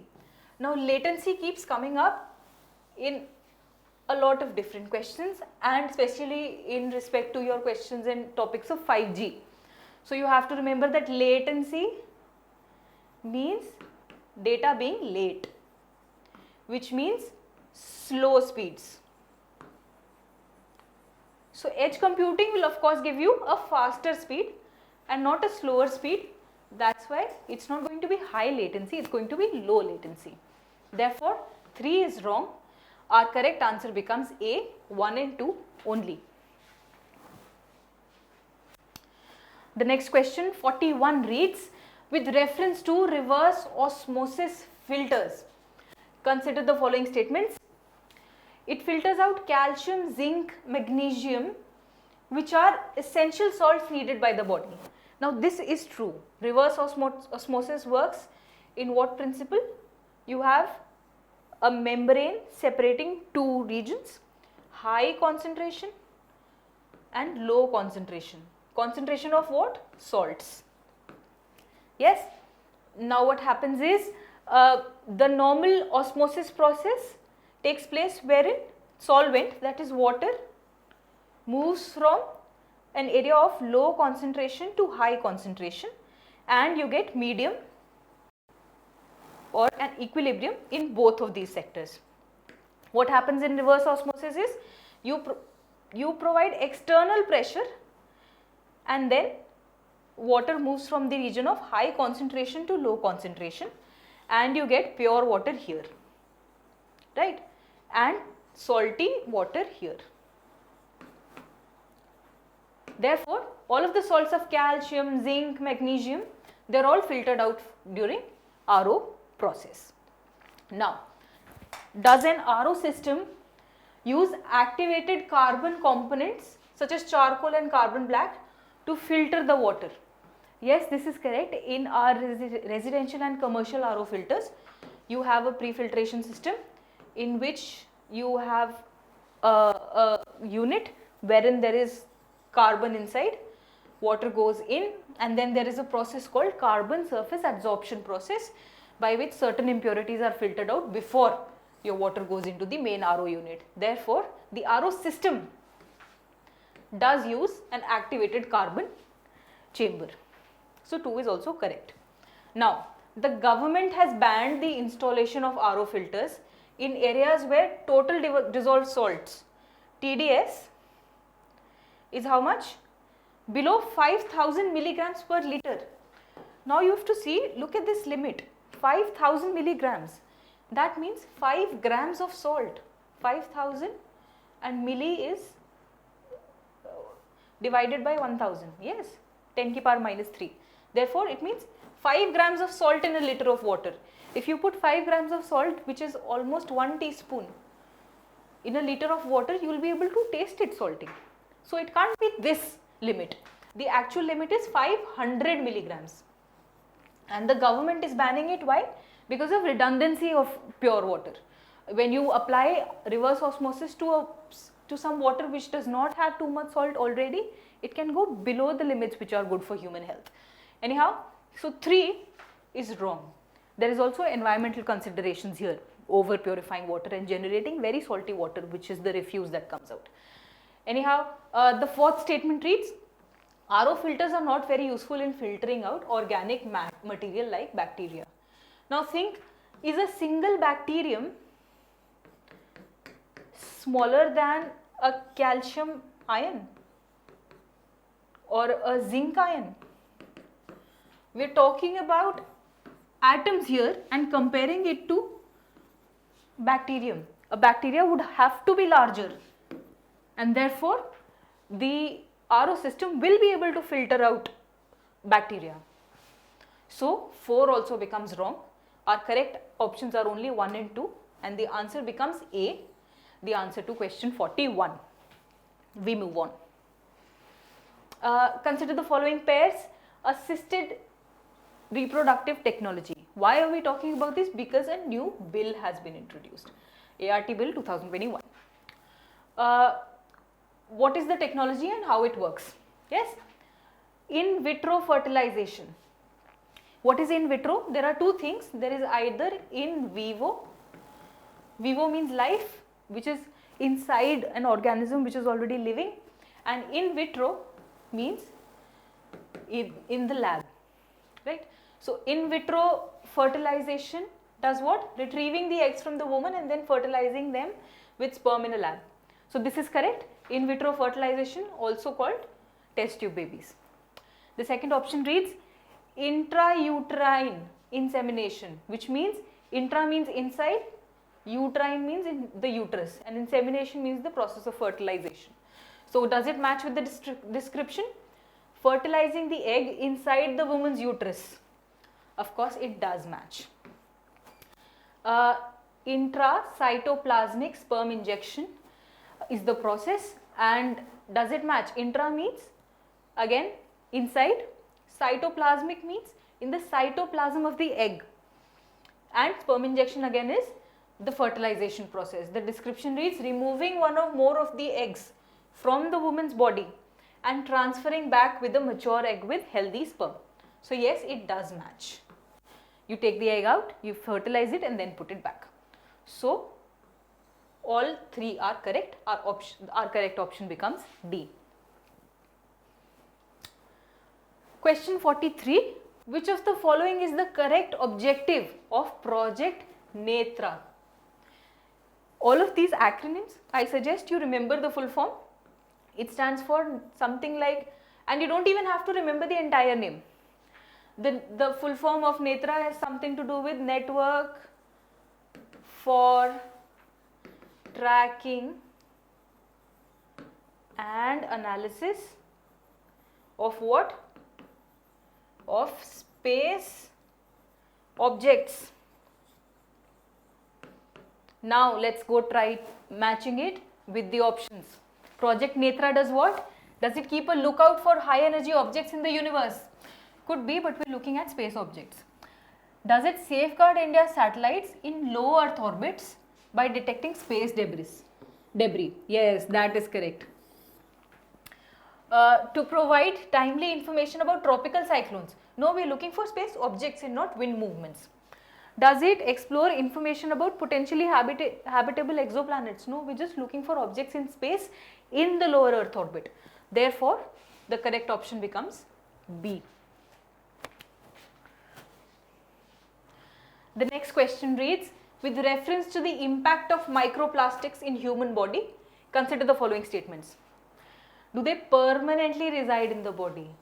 Now this is slightly tricky and I'd like you to be present for this. The idea is that we don't have long-term studies, so that we could be sure whether or not microplastics ever leave the human body or do they stay in permanently. Therefore, we can't be sure about the first option. Now, the second option reads, they can limit the transport of oxygen in the body tissues. Now, this is true. Your red blood cells can get infiltrated by microplastics on their surface, and that interferes with their ability for oxygenation and deoxygenation. Therefore, they can't do their job properly, and thus the transport of oxygen in our body suffers. The next option reads, they might affect. One, we are not sure, therefore we have to be careful about this statement. They might affect the normal functioning of hormones in a body. Yes, this is called endocrine disruption, and how it works is there are signals that have to be passed, and how that happens is you have one receptor and you have a transmitter that comes and fits in. What happens is if you have a microplastic that lodges itself here, then this connection cannot happen properly, and therefore the signals that our body sends and receives for the release or stop of any hormone, that can get affected, which is called endocrine. Endocrine means hormones, endocrine, and disruption means it has been affected. So microplastics can interfere with that. 3 again is correct. So 2 and 3 are correct options. This question is simple but slightly tricky. The next question reads, consider the following statements with respect to the Corbevax vaccine. Is it an indigenously developed vaccine? Yes. Is it a protein subunit vaccine? Protein subunit. Yes. For the vaccines that have been indigenously developed, you have to be prepared in the examination right before your prelims. You have to revise on what type of vaccine it is, what it works on, and what is the age group for which it was given the permission. So the first statement for Corbevax, if you know, it is correct. Now, unlike an inactivated vaccine, it targets the entire structure of the vaccine to be recognized by the body. Now look carefully, we know that it is a protein subunit vaccine, which means that it acts on a part of the virus. If you have the coronavirus, this particular vaccine works on the spike protein part. It does not attack the entire virus, just the spike proteins. So it does not target the entire structure. Option 2 therefore becomes wrong. The third option reads, Corbevax vaccine will be administered to the children of age groups 12 to 14. Yes, DIGC gave it the permission to be given from 12 to 18, but it has been approved to be given to children of the age group 12 to 14 only. So the correct options for this question become 1 and 3 only, and therefore the correct option for 45 is B, 1 and 3 only. Question 46. Which of the following statements is incorrect regarding the National Strategy on Additive Manufacturing Policy? What is additive manufacturing policy? There's two types of manufacturing, additive or subtractive. Additive means you have a base and whatever you want to build, you start adding material, right? And subtractive technology means it's like sculpting. You have a big chunk of raw material and then you keep cutting whatever it is that you need. Things that are made with subtractive manufacturing are things like screws. It will help you remember. When you have a screw, you have a piece of metal that is then cut down. Anyhow, additive manufacturing is also a type of 3D printing, right? What you do is you take your plastic or whatever material that you're printing with and you deposit it in the design that you want. So our policy, option A says it seeks to protect the integrity of what? Of India's intellectual properties related with additive manufacturing. Yes, this is an upcoming technology, and since we are developing new techniques, so IPR for this intellectual property right will be very important. And our strategy as a country is to protect not just our technology but also its IPR so that we can economize on it.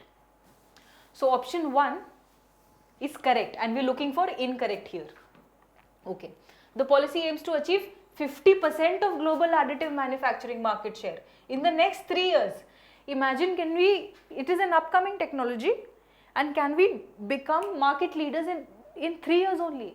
Although our target of the next 3 years is correct, we want it to end by 2025, but our target is of 5%, not 50%. So B is wrong, but we'll continue seeing the other options also. Innovation in additive manufacturing will be developed under public-private partnership mode. Yes, this is correct. For a lot of schemes, whatever new technologies, something new that we're trying to do, we do encourage public-private partnership. Additive manufacturing is being encouraged to be adopted in all sectors including defense in India. Yes, why? Because additive manufacturing is very good to make tiny parts and replacements like gears. So it is allowed in all sectors because we are trying to develop it, and specifically for defense so that we can have our self-reliance. The correct answer therefore for this question becomes B. Question 46, B. The next question reads, with reference to the comparison between animal cells and plant cells, consider the following statements. While plant cells have both mitochondria and chloroplasts, animal cells only have mitochondria. Now you know mitochondria is the powerhouse of the cell and every cell needs energy. So mitochondria is there in both, right? And chloroplast has what? Chlorophyll. In fact, that is why it is called chloroplast. The other cell organelles which have color are called leucoplasts and chromoplasts. Anyhow, chloroplast has chlorophyll and they are in plants only. Generally, animal cells don't have chlorophyll. Therefore, your first option becomes correct. The second option reads, while plant cells have a plasma membrane, animal cells lack such structures. Now that's not true. When you look at, if you remember the diagram that we studied back in school, plant cell looks something like this, and the outermost thing is called cell wall, and then there is a plasma membrane inside. Yes, and for the animal cell, we have directly the cell plasma membrane, and there is no cell wall. Therefore, the second option is wrong. While plant cell contains a very large singular vacuole, animal cells have multiple smaller vacuoles. Now this is also true. Inside of your animal's plant cell, you will remember that you have a large vacuole, cytoplasm and all the organelles are here, and this part is empty. Whereas in the animal cell, you have a central nucleus, and vacuoles are tiny little holes and vacuum spaces that are present all over the cell. Therefore, option 3 is correct. Our correct options for the question 47 therefore become C, 1 and 3 only. The next question reads, which of the following techniques can be used to deal with pollution in the environment? Now they have not specified what type of pollution. It's not air, water, anything, pollution in general. So we will look at the options now. Electrostatic precipitators. What is an electrostatic precipitator? It's like a box. It has different sheets. These sheets are charged, and what happens is when polluted air goes through, the pollutants get attracted and they stick to these sheets which are charged, and you get clean air coming out. So electrostatic precipitator is a method of dealing with pollution. Very good. Now biopiles. What is a biopile? If you have solid waste somewhere, what you do is you pick it up, you take it to a different location, and what do you do there? You make a pile, and this is not just you dump it somewhere else. This is a very engineered and calculated method in which you make a pile and then you add microbes and nutrition, and then they digest this waste. So biopile is also a method of dealing with pollution. Another method is what? They are asking what is wet scrubber system. Wet scrubber system is a method of basically washing your air. What happens is you have a chamber in which a fluid, usually water, is sprayed. An aerosol or a rain type environment is made, and then what happens? Polluted air passes through this chamber. What happens is all of the polluting gases get dissolved in this water, and it accumulates and comes out, and what you get is clean air at the other end. Also, suspended particulate matter can also get dissolved inside the water as a colloid, and therefore you will get clean air in the end. Wet scrubber again is a method of dealing with pollution. Now we will look at what is bioventing. Does bioventing help with pollution? Yes. When you have solid pollution which is inside of land, what you do is you create a vent and you supply what? Air and nutrients to what? To whatever microbes are already present here, and they then digest this waste. Therefore, bioventing is a process of dealing with pollution. The third option they have given you is Rhizo Filtration. If you remember, when you study leguminous plants, what is rhizobium? It is there in the roots of a plant, nodules. What happens is, if you are trying to filter or clean polluted water, you utilize certain plants which may be engineered or which may be naturally occurring, and then these plants go around cleaning the water through their biological process. Therefore, Rhizo filtration is also a method of cleaning polluted environments. Therefore, all of the options given to you are correct. 1, 2, 3, 4 and 5, option D is your answer. The next question reads, arrange the following islands of the Indian Ocean from north to south. Now, if you know the map, if you remember the spatial arrangement, then this question will become very easy. We will discuss where the islands south of India are. Okay. So, you have Chagos, you have Reunion, you have Heard and McDonald's and Maldives. Now we start with what we all know for sure, that Lakshadweep is somewhere here. Yes, and then Maldives is south of Lakshadweep. Okay, and you should know that Africa is somewhere here. We have Madagascar here. One more thing you should know is that the Heard Island and McDonald's Islands are very, very down south of the Indian Ocean, almost here at the bottom, which is in line with what? The end of Australia. So you should know that, okay, Maldives 4 should be the northernmost and this is the southernmost. So you have 4 in the beginning and 3 in the end. Now just with that you will be able to find the right option, but I will tell you where the other islands are also. Now you have to know where the Chagos Islands are. Chagos Islands are in line with Lakshadweep and Maldives, a little bit south. Yes, and if you want to know where the Reunion Island is, they are further west near Madagascar and they are somewhere around this region. So when you go from north to south, you will have Maldives, you will have Chagos, you will have Reunion, and then you will have Heard and McDonald's. Therefore you will have the correct option to be 4, 1, 2 and 3. The correct option is C. Therefore when you look at your maps, try to draw them on your own. Try to draw them from memory also, and also try to look at their relative spatial arrangement. What things go from north to south and what things go from east to west. The next question reads, with reference to the Boao Forum for Asia, consider the following statements. What is the Boao Forum? It's called the Davos of the East. It is modelled on the lines of the World Economic Forum, which is why it becomes a very important organization for you to know about. We'll look at the options anyhow. It says it aims to promote regional economic integration in the whole of Asia. That is true. It is for economy, it is in Asia, and it wants to promote regional cooperation. One is correct. Now India is currently not a member of this organization. Why? India is interested in the economic integration of all of Asia, and therefore India is a member. So 2 is wrong.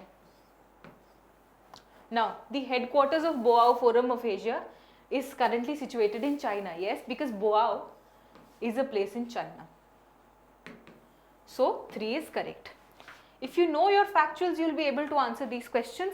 If you don't know this factual data, then these questions become very, very difficult, because there is no guesswork or intelligent guessing that can happen here. There is no way for you to jugaad an answer out of this. Consider the following statements about Indian Ocean Rim Association. Okay, both India and China are founding members of this association. No. IORA is an important organization for you to know for this examination, and China is only an observing member. So by knowing this fact, you will be able to know that option 1 is wrong. The second option is all sovereign states of the Indian Ocean Rim are eligible for membership of the organization. Yes, it's called the Indian Ocean Rim Organization, and therefore all of the countries at the rim of the Indian Ocean are eligible. Whether or not they get their membership, what level of membership they get is a different story. So for this question, you know that 2 is correct. Option B therefore becomes your correct answer. Question 68. Now this is a typical pattern of the question that you get. There is a paragraph of description, and then you have to identify what this time, what is the crop that we are talking about.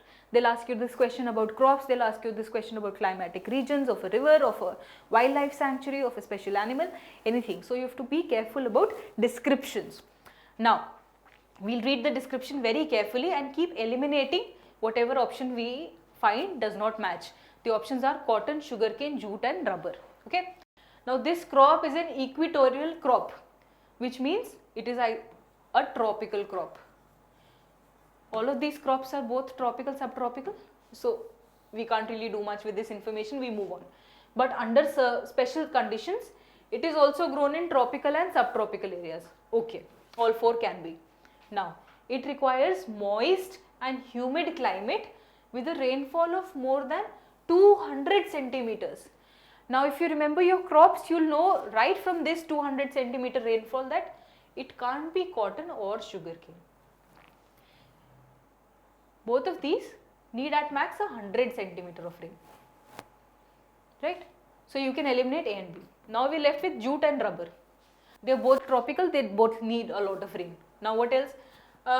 And a temperature above 25 degrees Celsius. Now even that doesn't help, both of these are still in the running. But it is an important industrial raw material. As soon as you see important industrial raw material, you should be able to know that it is rubber. Why? Because even though jute does have commercial applications, but it's not a raw material and certainly not an important raw material in industry. Rubber you'll use to make tires, in all of your capital goods, the gaskets and things inside. Therefore, an important industrial material that is grown in equatorial regions with a lot of rainfall, 200 centimeters of rainfall, is rubber. Option D. Question 72. Consider the following statements with reference to the fishing cat. Okay, they are nocturnal in nature. Yes, this is true. Why we are asking this question is because it was recently in the news. There is a conservation organization that was very vocal about fishing cats. That's why this question is here. They are nocturnal, yes. The conservation threats to fishing cats are habitat loss due to wetland degradation, yes, and sand mining along river banks. A fishing cat has to go fish, therefore its habitat is rivers and wetlands, and damage to these areas of course constricts their habitat. So 2 is correct. They are the smallest wildcat species in the world. Now this is not true because fishing cats are in fact considerably larger than the house cats also that we have in our domestic areas. So they can't be the smallest cat species. In India, their habitation is currently limited to the Western Ghats. No, that is not true.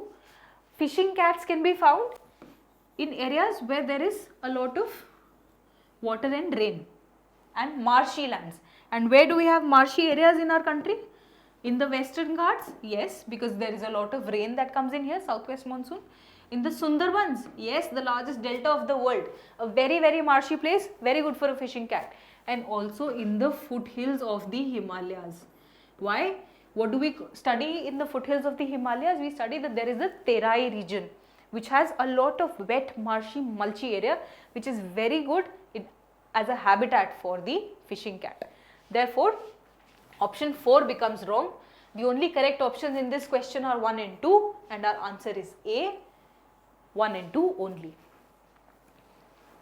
Question 73. Consider the following statements with respect to the National Parks of India. Again factual, and you have to memorize what state-wise the National Parks and Wildlife Sanctuaries that you have and what the speciality of each is.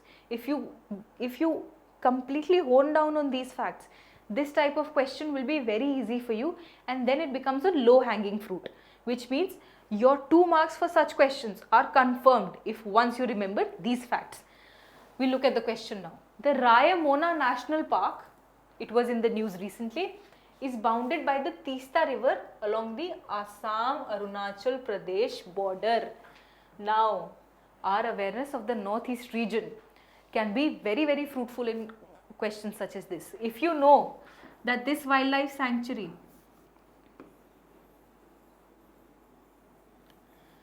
is at the western end of Assam, where it touches Bengal, then you will know that it won't be at the Assam-Arunachal Pradesh border. 1. And the second thing is that you will know that it's not the Teesta river that is there. And the third thing, if you know specifically for this national park, you will know that it is not bounded by the Teesta river in the west, it is bounded by the Sankosh river in the west. So option 1 becomes wrong. The second option reads, Guru Ghasidas National Park was the last known habitat of the Asiatic cheetahs in India. Now this is also true because not only is this a known fact for this national park which is in Chhattisgarh, but also Guru Ghasidas National Park was in the news recently because the National Tiger Conservation Authority NTCA made it an important tiger habitat. So 2 is correct. The third one is about your static knowledge. The Iravikulam National Park has the highest density and largest surviving population of what? The Nilgiri Teher, which is what? A flagship species of the Western Ghats, and it's also endemic. Therefore, you have to know that the Iravikulam National Park is the largest density and habitat for the animal. So 3 is correct. Fourth option reads, River Godavari flows through the Papikonda National Park. Now yes, the Papikonda National Park has the river Godavari flowing through it, and it doesn't just bound, it's not on any end. It's not like this. It's passing through the national park, both the banks. Therefore, option 4 is also correct. Our correct options here become 2, 3 and 4 only, and you have the answer. Again, if you know the factuals, then this question becomes very easy for you. Question 75. Which of the following statements correctly describe the term triple planetary crisis often seen in the news? Why was it in the news? Because United Nations Environment Programme UNEP used it in one of its reports. The first option reads, it is a phenomenon of the alignment of the planets, okay, Jupiter, Mars and Saturn, leading to their exposure to asteroids. No, this is not a huge planetary alignment in which suddenly asteroids go up to Saturn. No, one is wrong. Triple planetary crisis we are looking for. It is a term used to describe the threat posed by what? Outer space to the earth, human life and biodiversity. No, we don't have any such threats from outer space right now. The biggest threat to humanity is humanity itself. It is a theory that visualizes the emergence of planets through 3 giant impacts that occurred after what? The Big Bang. This is also not true. It describes the challenges posed by climate change, pollution and biodiversity loss to environment and human life. Yes, this is true. What we are saying is the planetary crisis, the challenge that we are facing as a planet as a whole is what? These 3 things: climate change, pollution and biodiversity loss, and more specifically anthropogenic, which means it's because of human beings that these things are happening. So this is the triple planetary crisis that we are talking about, and the option becomes D. The next question reads, consider the following statements with reference to coking coal. Okay. It is mainly used in the manufacturing of steel through blast furnace route. Yes, that is true. The melting of iron ore and manufacturing of steel happens in a blast furnace. You put your ore and slag and everything, ore and raw material here. You add coal and then you light the whole thing on fire. And that is how it melts. You take the melt out from the bottom. That's how a blast furnace works, and it is used in the manufacturing of steel. Option 1 therefore becomes correct. India has deposits of coking coal, but they remain untapped. Yes, why? We have deposits of coking coal in Jharkhand, but we can't extract it. Extract is because we are facing a problem of burning and fire in the mine. So it becomes very difficult to extract. So we have to import our coal. Currently, India imports most of its coking coal from the United States of America. No, we get it from Australia. Almost all. Although we are trying to diversify our imports so that we are not dependent on one nation only. So 3 is wrong. Option 1 and 2 become correct. So the major minerals and the major products that we need, steel, iron, where we are getting our electricity from, all of our infrastructure you have to study, and where the raw material comes from. The next question reads, one-horned rhinos, okay, can be found in which of the following national parks and wildlife sanctuaries? First thing you need to know is what? One-horned rhinoceros used to be found in all of northern India, but now it is only restricted to the eastern and northeastern region. If you study your national parks and wildlife sanctuaries by state, you will know that these two are in Assam, Orang and Povitora, and Gorumara and Jaldapara are in West Bengal. And they were recently in the news. Why? Because a census was conducted for one-horned rhinoceros and we found that their numbers are growing, which is encouraging. If you know that, these facts, basic facts, you will get another question right. Option 1, 2, 3, 4 all are correct, all the statements are correct, and you have the correct option is D. The next question reads, consider the following statements with reference to the United Nations Framework Convention UNFCCC of the Conference of Parties COP26 in Glasgow. So what they are asking is what happened in COP26 Glasgow last year. It established the International Mechanism for Loss and Damage. No, this was already done by COP19 in Warsaw. Where is Warsaw? In Poland. What it does is, they look at what loss and damage will happen by climate change. So that mechanism has already been established. The next option reads, the Beyond Oil and Gas Alliance, BOGA, was launched by India and United Kingdom, okay, at the conference to phase out oil and gas production. Now imagine at COP26, India is going against even phasing out what? Coal. Our position was that we want to phase down, and phase out of oil and gas completely would render us energyless. So 2 cannot be right.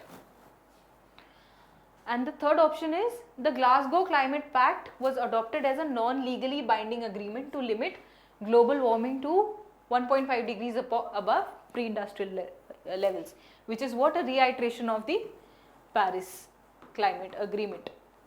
So 3 is correct, 1 and 2 are both wrong, and your correct option becomes C, 3 only. The next question reads, consider the following statements regarding the ecological functions of turtles. Okay, they help in maintaining the food webs, as they can be herbivores, omnivores and carnivores. So do turtles eat anything? Yes, they do. They eat plants, they eat animals, and they eat both. They like humans in that way. Okay, so 1 is correct. They perform an important role of dispersing the seeds of plant species. Yes, seed dispersal has 2 or 3 important mechanisms. It can go through wind, it can go through water, but it can also go through animals biologically. And there are certain seeds which actually benefit from passing through another animal's digestive tract, because it breaks down the outer shells. Anyhow, option 2 is again correct for turtles.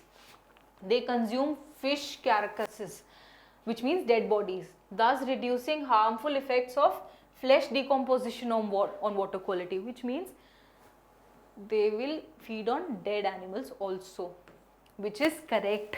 A turtle will basically eat anything. Therefore, your correct option here becomes D. The next question reads, consider the following statements with reference to the Commission for Air Quality Management, which has been established in a new bill to replace what? We'll see with the options. It performs the function of the State Pollution Control Board for all union territories of India. No, the Commission for Air Quality Management is only for what? The NCR region, because of the Delhi pollution problem. And it does not, of course, perform the function of all of the state pollution control boards. The state pollution control boards, SPCB, headed by the Central Pollution Control Board, CPCB, do still continue to function, because there is more to pollution than just air pollution. Yes, by that logic also you should be able to know that. Okay, the Commission for Air Quality Management can't supersede all of the other types of organizations looking after other types of pollution also. Anyhow, the rulings by the Commission on Air Pollution will override anything contained in any other law. Now this is true because of the severity of the issue of the air pollution in the northern region. It has been given a lot of teeth. It is a very strong body and it can override all of the other laws. Therefore, option 3 is correct, and the correct answer therefore for this question becomes 2 and 3 only. Question 81. Which among the following is the most appropriate reason for greater biodiversity where in the tropics? We know that the tropical region, what? Above and below the equator has the most biodiversity. What they are asking you is why? Okay. Tropical latitudes have a higher availability of solar energy. This though you know for sure. And then than the temperate zones. Yes. And does that contribute to greater biodiversity? Yes. If you remember that the sun is what powers all of life on the earth, and the more energy that you have, higher will be your productivity. Higher the productivity, higher the variety of animals that can grow. Therefore, the first option becomes correct. But we will continue to check the other options also, which read, the tropics have undergone frequent glaciations in the past, resulting in a variety of flora and fauna. Now think by logic, if a glaciation has to happen, does it happen from the pole to the equator or does it happen to the equator first? So 2 cannot be correct. The high variability of seasonal climate of tropical latitude makes it suitable for what? Species diversity. Again, there is very little climatic variation in the equator. So that can't be the answer. And the last option reads, the presence of a large number of rivers in the tropics gives it a lot of species diversity. There is no correlation between number of rivers and the amount of species that a place has. So the correct option remains A, and we move on to the next question. With reference to the various sources of irrigation in India, okay, consider the following statements. Now even before you read the statements, you should have a rough picture inside of your brain, which is what? What are the types of irrigation? You can have canals, which means that there is a river going, and what we do is we take water out of it through channels. Okay. Then what do we have? We have tube wells, which is you get water from the groundwater extraction with a mechanized motor and pump mechanism becomes a what? Tube well. What else do we have? We have micro irrigation. Micro irrigation means sprinklers and drip irrigation and things like that. And what is the composition? About a fourth is canal, about more than a little bit more than half, around 60% is what? Tube wells, and around 20-25% is what? Micro irrigation. So with this information, if you know even this basic outline of an information, we are not even talking about exact statistics here, but with this information, let's see if you could answer this question. The area under canal irrigation is more than the area irrigated by wells and tube wells. Now that cannot be right. Why? Because tube wells are concentrated in the northern zone and all of the groundwater extraction happens with the tube well. So 1 cannot be right. Wrong. And if you know the statistics, canal is around 24% and tube wells and wells are around 63%. So if you know the statistics also, you will know. The share of canal irrigated areas has continuously increased since independence. Does that mean we have not done any pumping? We are not putting solar pumps, we are not putting anything? Of course not. Canal irrigation has not grown continuously. It has seen drops because of other technologies that have come up. So 2 is also wrong. Micro irrigation covers more than 50% of the irrigated land area. If that would be true, Indian agriculture would be very water secure because we would use very little water. So 3 is also wrong. Well irrigation is not commonly found in the alluvial plains in the country. Why? Where do you put a well? You put a well where you can have groundwater. And where would you have groundwater? Think of the alluvial plains. You have alluvial soil on the top and you have the hard rock at the bottom, right? When it rains, where will water store? In the cracks, in the place between alluvial soil, inside, and also between the rock and the soil. When you want to put a well, where would you put a well? You will put a well here and get this water out and do irrigation. So obviously the alluvial plains can have a lot of well, and they do. So it's common. We're looking for what? The right option, and all of the 4 statements that we've been given here are wrong. The correct answer for this question therefore becomes D, none of the above. Question 85. Which of the following statements is incorrect about black carbon and brown carbon? Okay. Black carbon reduces the albedo of the earth when deposited on snow and ice. What is the albedo? If you have snow or ice or something, its ability to reflect light, it's called albedo. And if some parts of it are covered by black carbon, then it will not be able to reflect the same amount of light. Therefore, option 1 is correct, and we're looking for incorrect. So we'll move on. Brown carbon is brown smoke released by the combustion of biomass. Yes, what is brown carbon? Semi-burnt or unburnt hydrocarbons from organic material forms brown carbon, and that's why it's brown in color. So 2 is also correct, and we're looking for the wrong statement. Black carbon is a long-lived carbon pollutant which once released remains in the atmosphere for years. Imagine it's just soot, it's just some carbon in the air. When it rains, it will wash off. So how can it be a long-lived carbon pollutant? Another option for it to be a long-lived pollutant would be if it was in the outer atmosphere. But no, where are we generating black carbon from? From the crust. So it will be in the lower atmosphere only. So when it rains, it will wash off. So C is wrong. We'll still look at the last option. The absorption capacity of black carbon is almost 50 times more than brown carbon. Now this is true. Black carbon absorbs around 70% of the light that falls on it, and brown carbon is around less than 20%. So the incorrect option here becomes C, and we move on to the next question. Question 86. Consider the following statements with reference to the cropping patterns in India. Okay, let's look at the cropping patterns in India. The tea plantations require warm and moist. Yes, that is true. That is why they grow in the hills of Darjeeling. Frost-free climate. Yes, tea is what? Tea leaves. And if there's frost, it will damage the delicate leaf. It will get frozen and then thawed. So your quality of tea will degrade. Therefore, it requires frost-free climate and well-drained soil, which is why we grow it on the slope of the hill. Therefore, 1 is correct. The black soil region of the Deccan is an important wheat growing region in India. Yes, there are 2 wheat growing regions in India which are very important. Best quality wheat is from where? The northern region, the plains, and also in the Deccan. Which is why when you talk about the wheat from MP, Sharbati and things, that is where it comes from. Black soil is good for wheat. Okay. Barley and mustard are Rabi crops. Think, do you get mustard, sarso during the winter, Rabi season? Yes, you do. So they are crops of the Rabi season. And what is the other part of the statement? Which are aided in growth by western temperate cyclones. What happens with western temperate cyclones?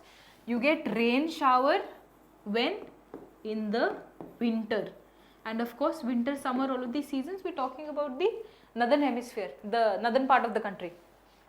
So 3 is also correct. The correct option therefore becomes D, 1, 2 and 3.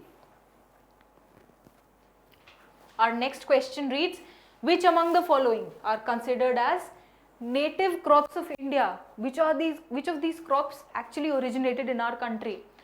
Now brinjal, jackfruit and ginger. We can't really, maybe you know, maybe you don't, but we'll keep reading the statements. Okay.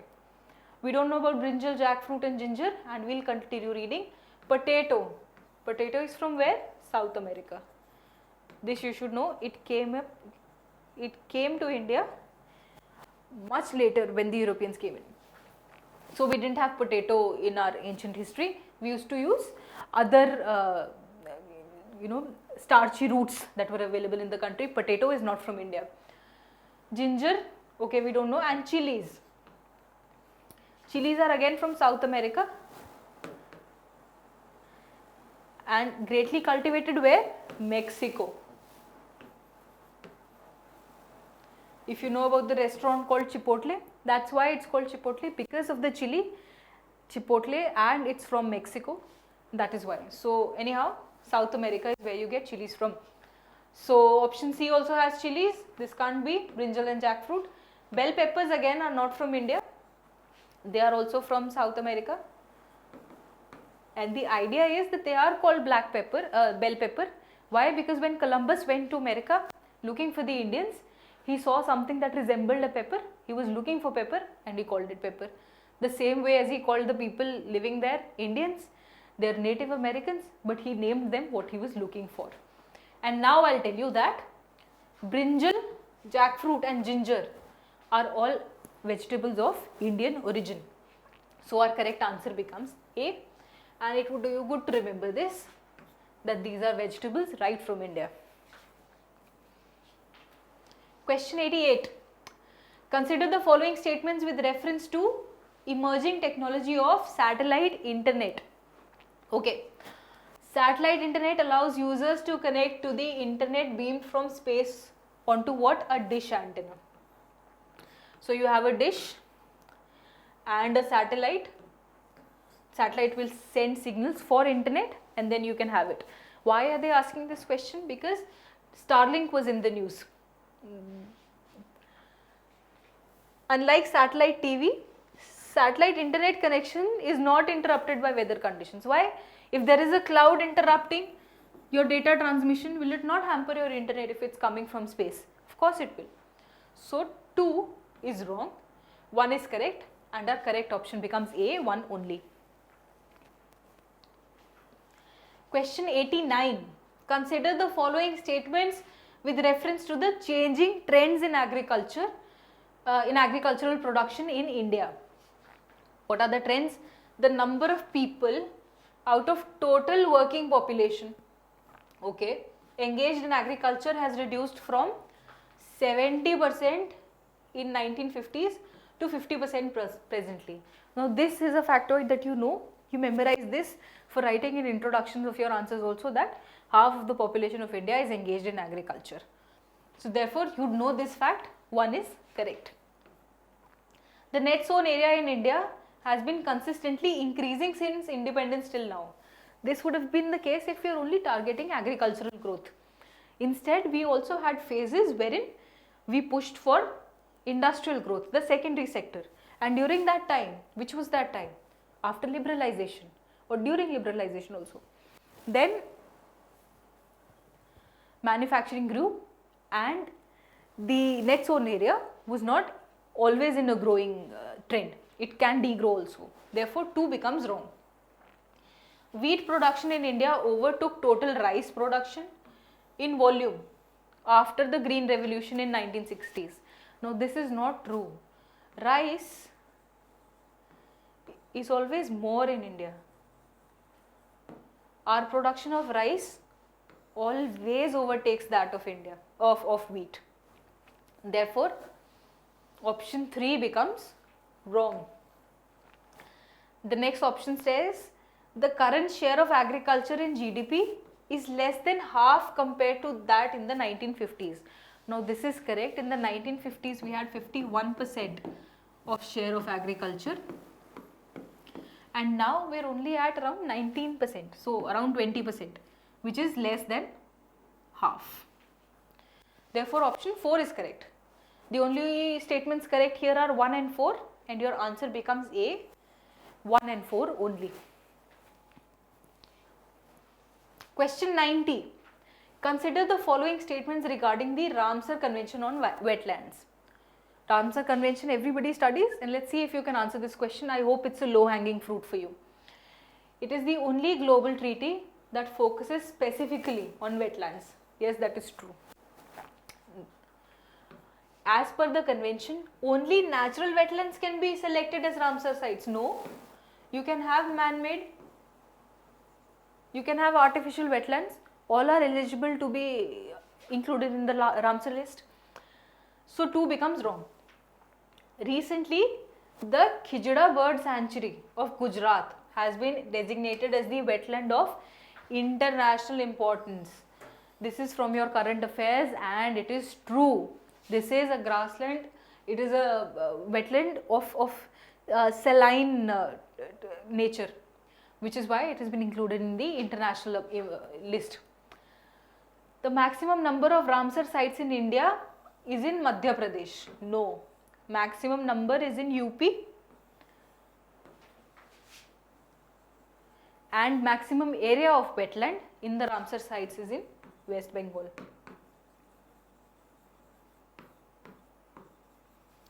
So, if you know your basic facts, highest, largest, longest, smallest, you will be able to solve this question.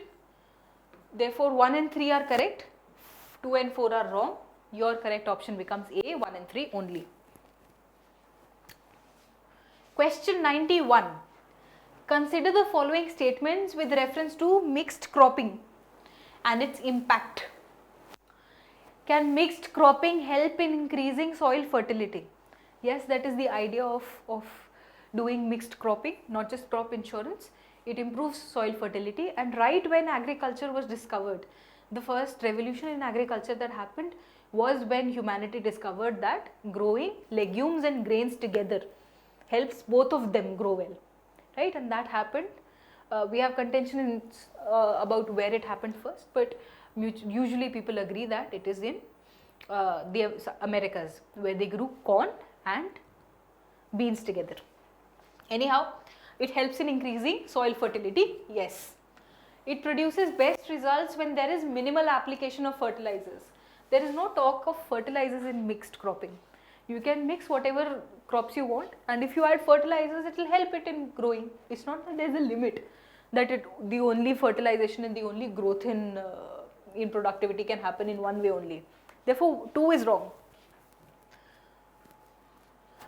In mixed farming, only crops of the same duration are grown to avoid the risk of crop failure. That's not true. In fact, you do the opposite. You take one long duration crop and you add it to one short duration crop so that both get their nutrition in a balanced way and both are saved. If you do both long duration or both short duration, they'll both compete for the same niche. So 3 is also wrong. The next option reads, 2 or more crops can be grown simultaneously without any specific row arrangement in mixed cropping. That is true. The difference between intercropping and mixed cropping is this only. In mixed cropping, you have a patch of land and you just mix 2 or 3 crops. You mix the seeds and you scatter them, and you get a mixed crop. Instead, what happens in intercropping is that you have a patch of land and you grow your crops in rows, clearly separate rows. That is called intercropping. Therefore, for the purposes of this question, option 4 is correct. Therefore, your correct answer for question 91 becomes B, 1 and 4 only. Consider the following statements with reference to the mines and minerals found in India. Okay, Rajasthan has the largest mica reserve in the country. This is not true. Mica, for one, is found in Andhra Pradesh. And again, if you know the nature of mica, it is like it's like a stone sort of a thing, but it is conducive to getting blown away in arid climates, in wind. So Rajasthan is not the sort of place where it could live. Even if you don't know the logical analysis here, but you can, if you remember the factual data that mica is found in Andhra, then you will be able to identify. Anyhow, Madhya Pradesh is the only diamond producing state in India. Now this is not true. The way I ask students to remember is, you make a diamond and then you remember what happens where in the country also on the diamond. Okay. Where do you have diamond reserves? You have it in the Deccan, yes. You have it in the east, yes. You have it in the west, in the central states, yes. This is and what happens in the western side? Polish. So just by that image, if you remember, you will be able to know that. It's not just Madhya Pradesh that produces diamonds. You have it in the Deccan states, Madhya Pradesh and Chhattisgarh and places. You have it in Odisha, you have it in central India, and polishing happens in Gujarat. Yeah. So option 2 becomes wrong. Option 3 reads, Odisha is the largest bauxite producer in the country. Now this is true. Bauxite is the ore of aluminium and it is concentrated in the Odisha region. So 3 is correct. What is the fourth option? The majority of crude oil and natural gas production in India is done by the public sector. Yes. And if you know, ONGC, Oil and Natural Gas Corporation of India, produces over 70% of the oil and natural gas in India. Therefore, it is led by the public sector. Option 4 also correct. Our correct options therefore become 3 and 4 only, and your correct answer is C. Question 93. Consider the following statements with reference to the seismic waves produced in the earth. Seismic means earthquake waves. Okay, P waves are the most destructive about the seismic waves. Now think of it, if there is an earthquake that is happening, does the damage occur at the surface or does it happen inside the body? Does an earthquake change what happens inside the mantle or the core? No. The primary damage that humans think of happens on the surface. So destructive wave is what? Surface wave. 1 becomes wrong. What is the next option? The shadow zone of the S wave covers over 40% of the earth's surface. The shadow zone of the S wave is what? Like this. And does it cover over 40% of the earth's surface? Yes. So second option is correct. The answer for this question becomes B, and this one was an easy answer. I hope you got this one right. Question 95. Consider the following statement with reference to the eco-sensitive zone in India. Okay. They are designated as the core area of the national parks. No. If you have a national park at the center, the law says that around 10 kilometers of area around the national park is the eco-sensitive zone, and it can also be grown if the committee feels right that there is more important regions. So it's obviously not the core of the national park. 1 is wrong. Then they are notified under EPA 1986. This is correct. An important act in your environment syllabus, you would know this fact. So 2 is correct. Now only organic farming is permitted in the eco-sensitive zone. Even if you don't remember what are the activities allowed in what zone, you should know that at least research and study will be allowed. So it can't be that only organic farming is allowed in eco-sensitive zone and it is outside national park. So again it won't make sense. So 3 is again wrong.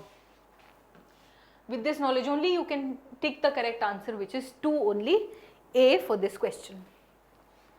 Question 96. Which of the following statements is incorrect in context of the physical geography of India?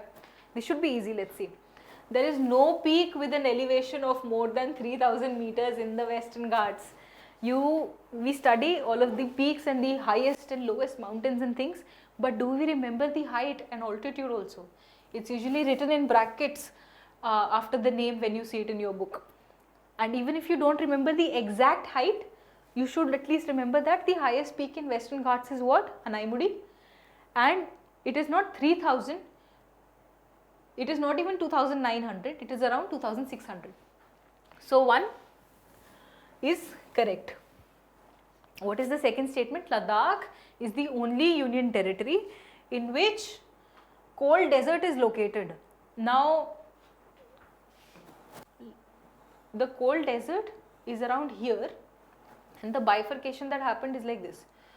So what is the idea? That the cold desert of Ladakh does extend into Jammu and Kashmir also, and Jammu and Kashmir is not a state, it is a union territory. So Ladakh cannot be the only union territory with the cold desert. Therefore option 2 becomes wrong. Anyway, we will also read the rest of the options. Banni grasslands are found in the state of Gujarat, yes, and they are specific because they are arid. Loktak Lake is the largest freshwater lake in northeastern India. Yes, this is also true. It is famous for Fundis. Therefore, option B was incorrect, and we move on to the next question. Question 98. Consider the following statements with reference to electromagnetic radiations and their impact.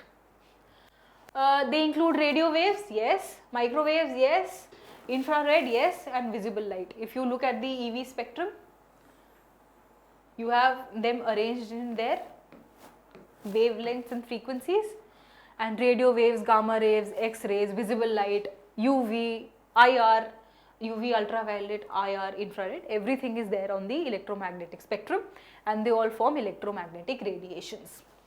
1 therefore is correct. Cell phone towers are known to emit electromagnetic radiation. What do cell phone technology uses? It uses radio waves, which is again what? A type of electromagnetic wave. Therefore, option 2 is also correct. Can they damage the eggs and embryos of birds? Yes. They here being cell phone towers and electromagnetic radiations. Electromagnetic radiation can ionize certain body parts for different animals, and of course if you are talking specifically of cell phone towers, the radiation that comes out of it does damage birds. Therefore, option 3 is also correct. The answer for this question becomes D, 1, 2 and 3. Among the following, which could be the possible impacts of heavy grazing on grasslands? What are they saying? That there was a grassland and an animal came and grazed it all away, and you're left with barren land now. What happens? It becomes vulnerable to water and wind erosion. Yes. Why? Because grass was holding that soil together. Once it is gone, water and air can wash away the topsoil. 1 therefore becomes correct. It becomes prone to invasion of xerophytic plants. What is xerophytic plants? Plants which like dry environments. And burrowing animals. Yes, that is also correct. If you have soft unconsolidated soil, a burrowing animal will be able to make holes there. Therefore, it does attract them. 2 is also correct. Breakdown of the biogeochemical cycles of what? Water and nitrogen. If all of the grassland is overgrazed, will it impact the water cycle and the nitrogen cycle? Yes. Why? Because water holding capacity will go down if there is no more grass. Evapotranspiration process will also be impacted. Therefore, water cycle gets impacted. And for nitrogen cycle, the microbes living in the soil, they will get disturbed if all of the grass goes away. Therefore, option 3 is also correct, and the correct answer for question 99 becomes D, 1, 2 and 3. The last question for this section, and then you will get a break, is this. Which among the following statements is correct with reference to the cheetah and the tiger? The cheetah and the tiger belong to the same genus in the taxonomic classification. It is only for the cheetah that there is a different genus. All of the other big cats, lions, panthers, tigers, they all belong to one group, and it's called Panthera. But it is only the cheetah which is not in this genus, and the next statement will tell you why. Cheetahs are the only big cats that cannot roar. There is an actual biological difference in the throat of a cheetah, because of which it cannot roar. It cannot make the same noise that the rest of the big cats can, and that is why it is not included in the same genus. Therefore, B is correct, and we'll keep looking at the other options just to make sure. Tigers have poor night vision, while cheetahs can see very effectively in the dark. It is the opposite. Tigers have excellent night vision and they can hunt at night. It is the cheetahs which can't, and that's why they sleep on trees. As per the IUCN classification, cheetah and tiger are critically endangered. No, cheetah is vulnerable and tiger is just endangered, not critically endangered. That concludes this section. The correct answer for the last question was B. Alright, so welcome. I will be discussing your economics questions. So let us start. So first question is related with beam initiative. It is related with beam initiative, which was recently in the news. So it was launched by our Bombay Stock Exchange. So BEAM stands for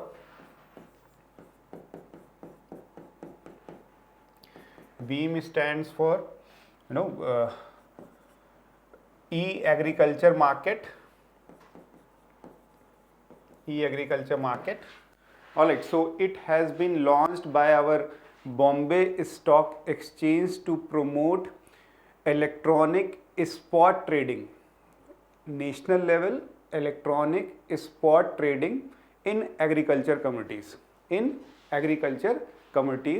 Where let us say farmer in one state can find a buyer from the another state through this platform. So BEAM, so this is electronic spot trading. So it is also in line with our Prime Minister vision of one nation and one market. You can think of also related to it would be e-NAM. Alright, it can be related to e-NAM, where national agriculture marketing, electronic national agriculture marketing, where we are thinking about one nation, one market. So option B is correct here. Next is related to land laws in India. Alright, related to land laws in India. Non-agriculturist can buy agricultural land across all states in India. Corporate farming has been made legal in India through the Model APMC Act 2003, and in India land leasing of agricultural land is restrictive in nature. Alright, so a few things which you should know is land comes under state list in our constitution. Agriculture, if you talk about, it comes under state list. If you talk about agriculture marketing, it again comes under state list. Alright, so non-agriculturist can buy agricultural land across all states. So it is not uniform across all the states. Somewhere they can buy, somewhere they can buy with some restrictions. In some states they cannot altogether buy. So it is talking about uniformity across all states. So that is not the case. Alright, that is not the case. Again is corporate farming has been made legal. Corporate farming has been made legal in India through Model APMC Act. So it's not corporate farming rather than contract farming. Alright. So due to various challenges in agriculture marketing, Government of India came out with the Model APMC Act 2003, which provides 2-3 very unique things. First was direct selling. Alright, farmers can directly sell to the buyers without going to the agriculture marketing or mandis. Next was provided for contract farming. Alright, provided for contract farming. And third was an individual can establish agriculture market within the agriculture market. Alright, so these are the three important features of Model Agriculture Act 2003. Why we are calling it as a model? Because you know that agriculture marketing is within the domain of state governments. So central government is making only a model legislation. It is up to the state that whether they are adopting it or not. Alright, whether they are adopting it or not.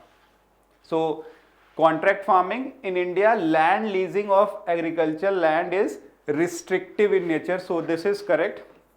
It is restrictive in nature. It is not very open.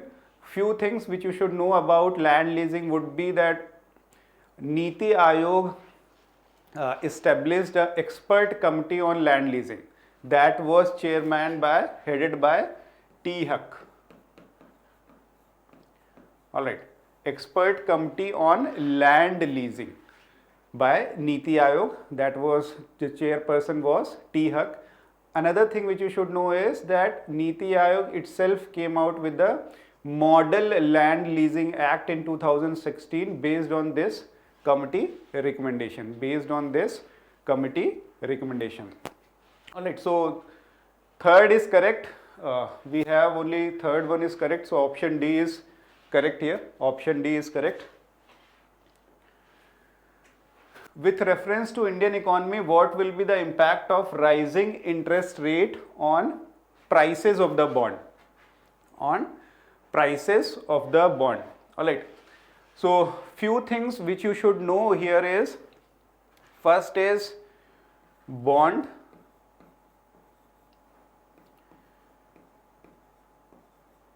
price, or let us say bond, another term is bond yield. Alright, at least three things you must have a fair bit of idea. So bond is nothing but an instrument to raise money. Alright, basically an instrument to raise money or debt instrument.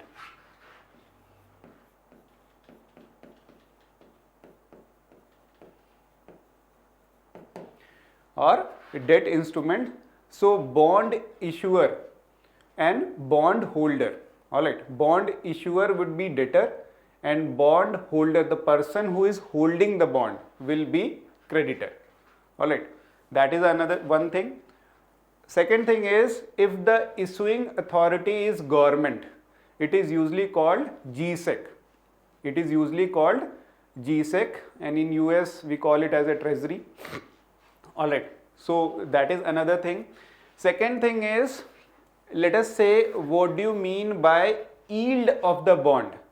Yield of the bond means that what is the rate of return on the bond? Alright, what is the rate of return on the bond? For example, let us say a government issues bond of ₹100, which after 1 year will provide ₹110. Alright, so all those person who will be holding that bond after that year or maturity year of 1 year will be getting 110 rupees. So if you talk about bond yield, here, so it will be 110 minus 100 by 100 into 100. So it is 10%.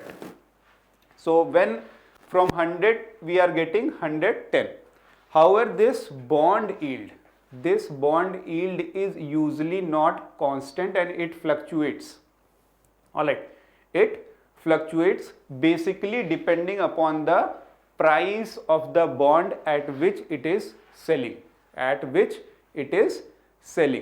Alright, so let us say due to some reason the price of this bond has declined to ₹90. Alright, it has declined to ₹90. However, the end result is fixed that government will be paying anyone who is having that bond at the end of the maturity year would be 110 rupees. Now, if you calculate bond yield at price 90, so it will rise up. Alright, so 110 minus 90 by 90 into 100. Alright, it will be somewhere around more than this 10%, more than in fact 20% also. So one thing we learned that as the bond price reduces, bond yield increases. So there is inverse relationship between bond yield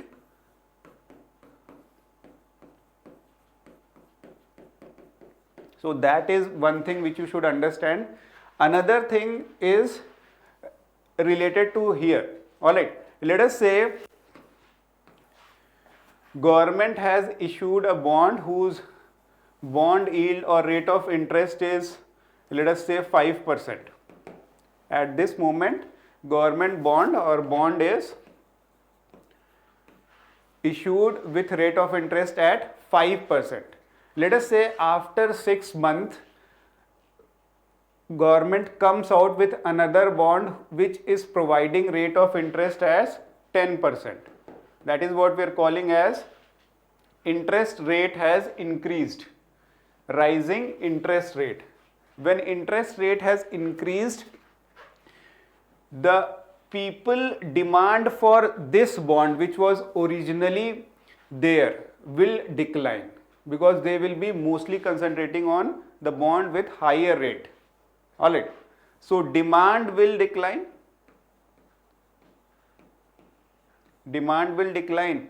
So no, their bond price will also decline.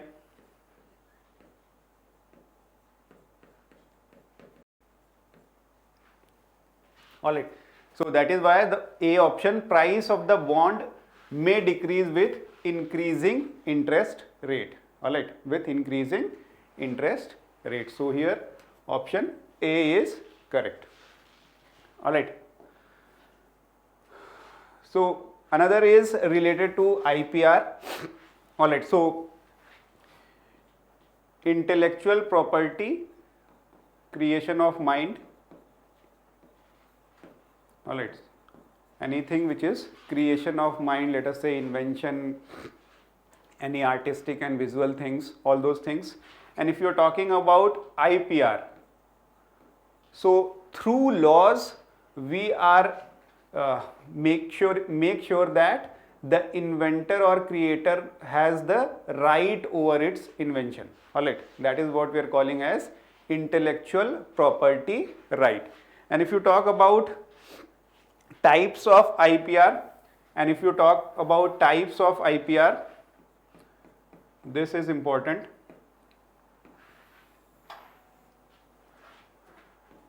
So we have patents, we have trademark, we have industrial design,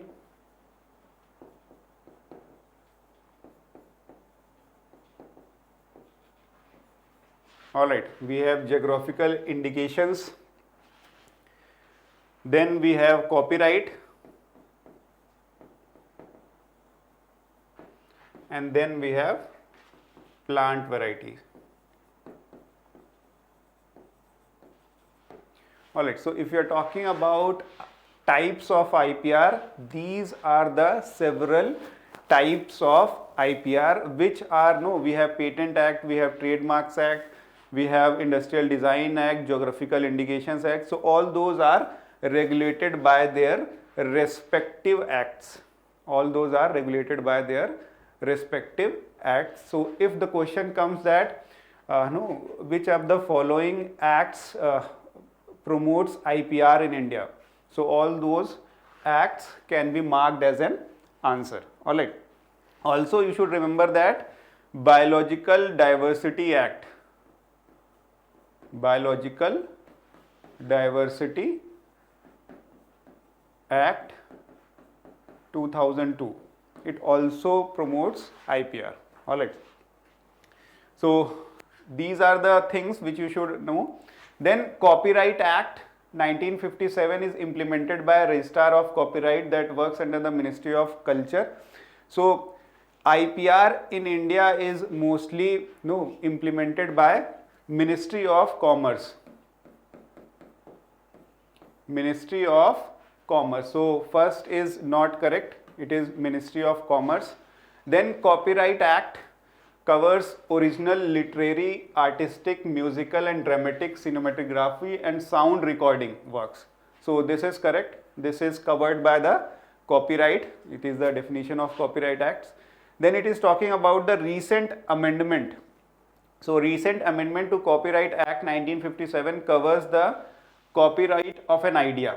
Alright, copyright of an idea. So this is not correct. Neither the original act nor the amendment covers this copyright of an idea. So this is not correct.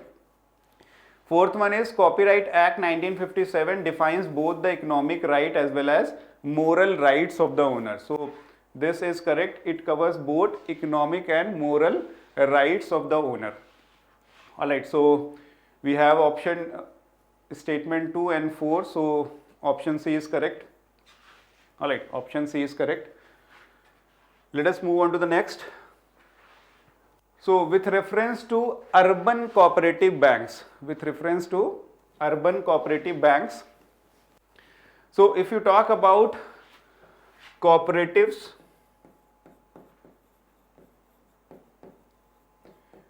credit institutions,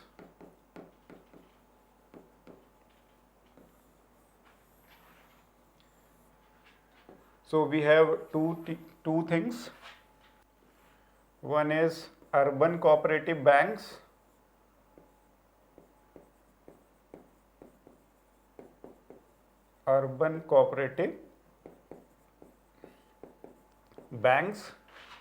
and here we have rural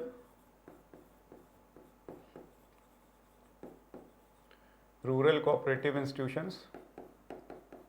Alright. Again, this is divided into two: short term and long term. Alright, it is divided into two: short term and long term.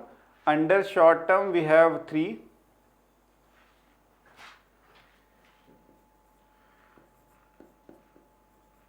state cooperative bank, alright, district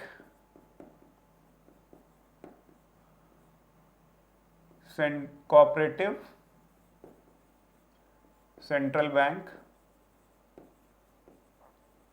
and third is primary agriculture credit societies, PACS, primary agriculture credit societies.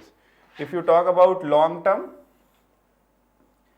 so we have state cooperative agriculture rural development, alright, then primary cooperative agriculture and rural development.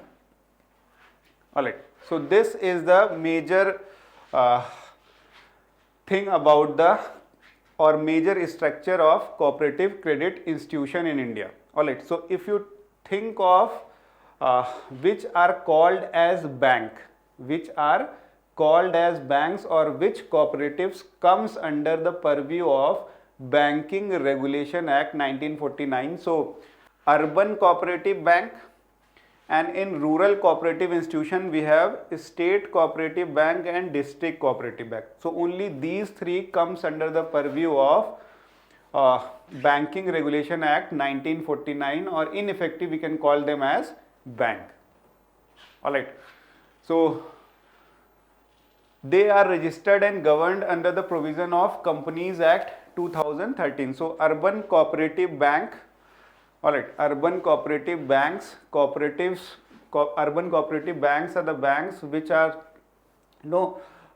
catering to the urban areas or semi-urban areas. They are registered under State Cooperatives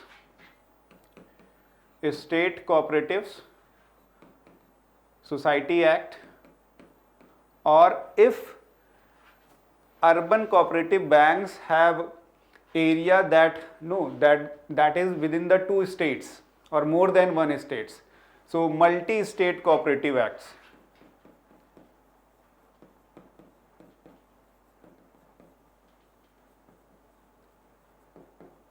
Alright, so they are not governed under the provisions of Companies Act rather than State Cooperative Societies Act or Multi-State Cooperative Society Act. Urban cooperative banks, or they are also called as primary cooperative banks.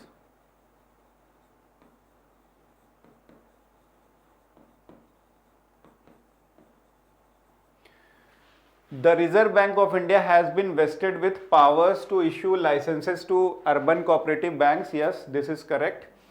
it is coming under the purview of Banking Regulation Act 1949. Alright, and these banks or urban cooperative banks cannot raise capital through issuance of equity shares or debt instruments. So this is not correct. They can raise the money through equity shares or debt instruments. So this is also not correct. So we have a statement 2. So option B is correct here. Option B is correct here. Just have this figure in mind of cooperatives credit institution in India. So which one of the following statement best explains the marginal propensity to import? So these are the type of questions which you should not miss, because it can be very well thought of, or you can very well think about what can be the possible answer. What can be the possible answer? So it refers to change in imports of a country due to trade barriers imposed by the exporting countries.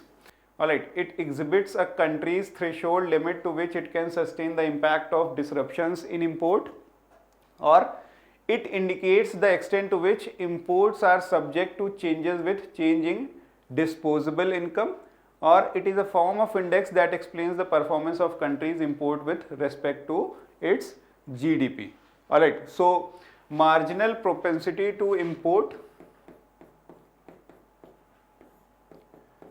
it basically describes the change in volume of imports with rise in or with change in disposable income, with change in disposable income. Alright, so option C is correct here. Option C is correct here.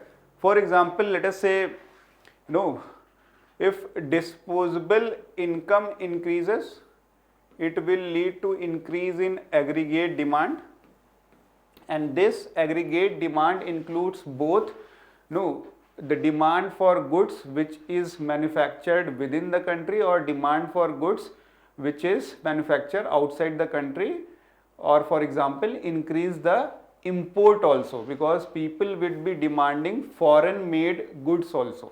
Alright, so increase in aggregate demand may lead to import also.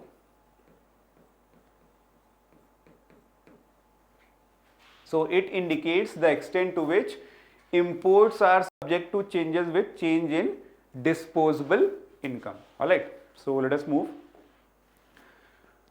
Which of the following may indicate that economy is facing deflation? Economy is facing deflation. So we have three things. One is inflation, other is deflation, and the other is disinflation. Alright, so these few keywords are important. So inflation, as you know, that persistent or sustained increase in general price level. Persistent or sustained increase in general price level. If you're talking about deflation, so it is opposite of inflation.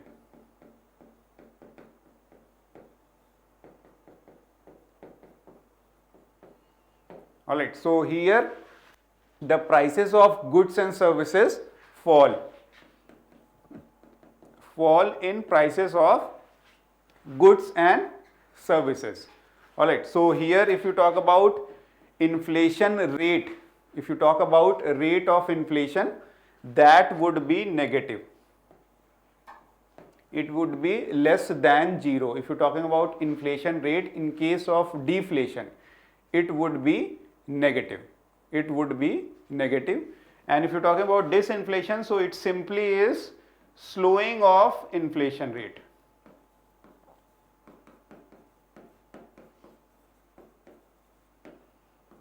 Alright. So in case of disinflation, prices of the or general price level is still rising, but it is rising at a slower pace or slower rate.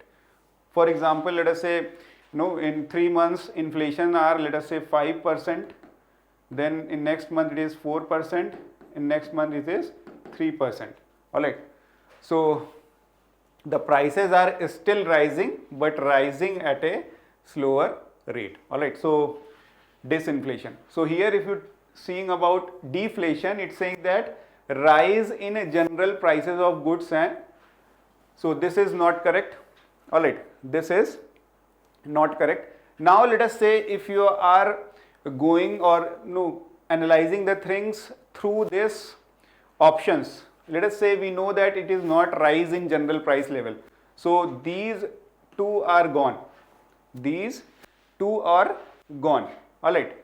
Now you understand that it is decline in prices of goods and commodities. It is decline of prices of goods and services, which is majorly due to decline in demand, decline in aggregate demand. So you know that 3 is correct. Let us say you know that 3 is correct. Now if you see, only one option is, since you have marked them as incorrect, only one option is there, 2 and 3. So this is also one of the way of getting the questions in which you have a little bit of understanding through intelligent this elimination technique. This also you should be utilizing to get then answers. Alright. So fall in money supply also it will lead to decline in aggregate demand. Decline in aggregate demand. Alright. So let us move. When a convertible debenture is converted into equity shares, so when a company wants to raise a capital, it has usually two ways, either to go for equity or to go for debt instrument. Alright, either to go for equity or to get for debt instrument. Alright, so if the company is going for equity, so it will dilute some of its shareholdings to the people, and if they are going for debt instrument, so either they can issue bonds or they can issue debentures. So bonds and debentures are usually more or less, it is usually the same things, only a few differences are there. For example, bonds are usually secured. Alright, secured meaning they are backed by collaterals. They are backed by collaterals. Debentures can be secured or it can be unsecured also. Both things it can be there. Then in debentures it can be convertible. Convertible meaning after certain time it can be converted to equity, and also it can be non-convertible, so it will remain as debentures, whereas bonds are non-convertible, they cannot be converted into equity.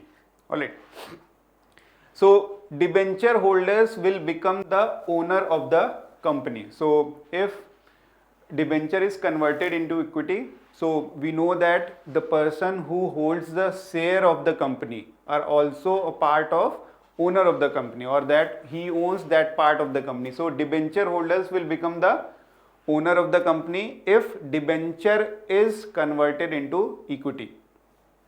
Second is dividend will be paid instead of fixed interest. So on equity we pay dividends, and on bonds and debentures usually the fixed interest rate is paid. Usually the fixed interest rate is paid on bonds and debentures. So second is also correct.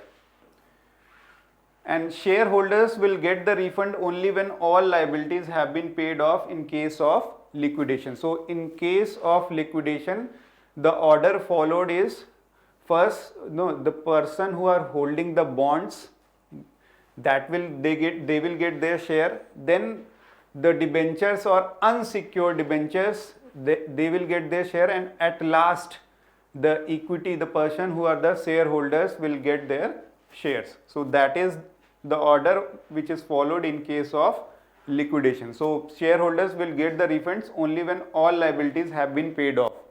Alright, so this is also correct. So option D is correct here. Alright, so let us move ahead. So this question is talking about central sector scheme as well as centrally sponsored scheme. Central sector scheme as well as centrally sponsored scheme. Alright, so when we are talking about central sector scheme, it is usually the case that they are implemented by the union government. They are implemented by the union government.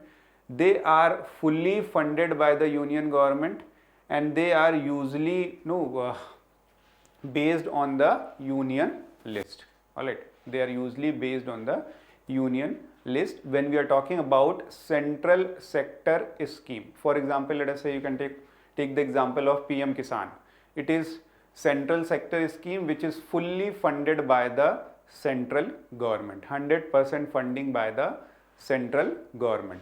When we are talking about centrally sponsored scheme, so it is sponsored by the center.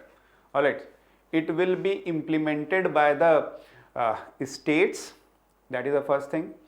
When it comes to the finances, so it will be funded, jointly funded by the center as well as states. Alright, maybe the ratio can be 60-40, 60 by center and 40 by state. Maybe the ratio can be 75 is to 25, 75 by the center and 25 by the state.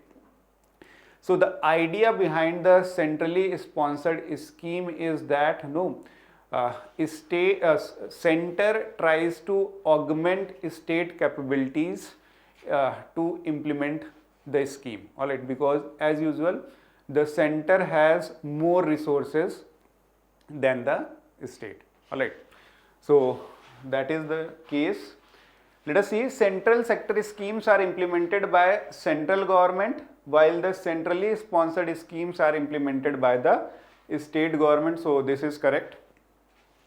Central sector scheme is formulated on subject mentioned in the union list only, while the centrally sponsored scheme is formulated on subject mentioned in the state list only. So it can be the case state list plus sometimes it can be on concurrent list.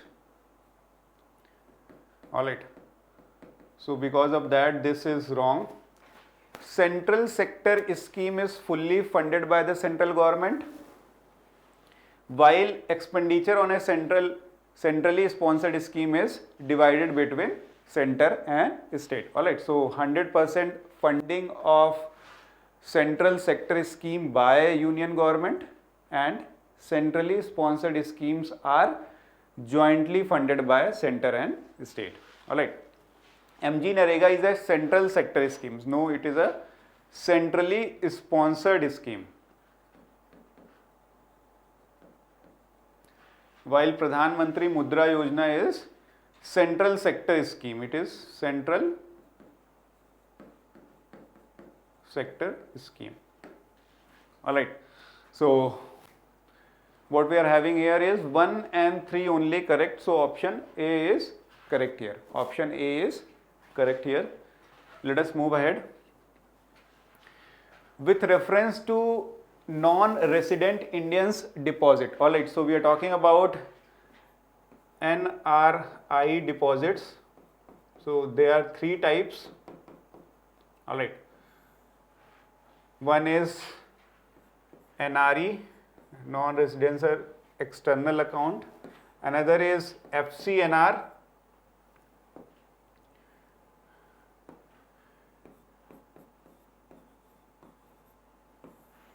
and another is non-resident ordinary account, NRO account. So these are the 3 accounts which are usually there with regard to NRI deposits. Alright, so it is in terms of currency, it is rupee denominated.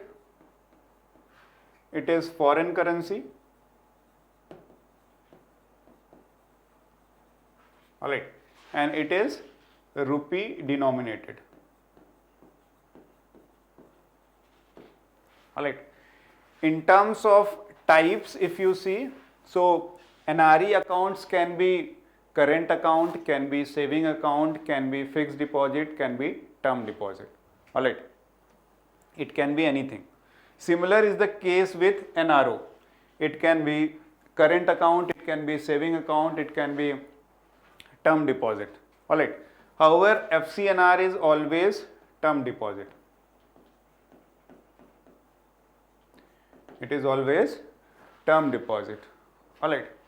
Now let us see. So non-resident external account is denominated in foreign currency. So this is not correct. Denominated in rupee, alright. And NRI investment on repatriable basis. So if you see this three accounts, so on the basis of repatriability, which can be repatriated, so this can be repatriated, FCNR can be repatriated, however NRO cannot be repatriated, alright. So at least remember these things. So if you're talking about NRI investment on repatriable basis are considered as domestic investment. So the investment which can be repatriated or repatriable, they are come under FDI. They are called as FDI. So NRI investment on repatriable basis are called as FDI, and which are non-repatriable are called as domestic investment. So this is not correct. So both the statements are not correct here. So what we have is option D is correct. Option D is correct here. Alright, what are the risk challenges associated with borrowing in foreign currency? Borrowing in foreign currency, let us say India is borrowing in foreign currency, let us take that as dollars. So India is borrowing in dollars.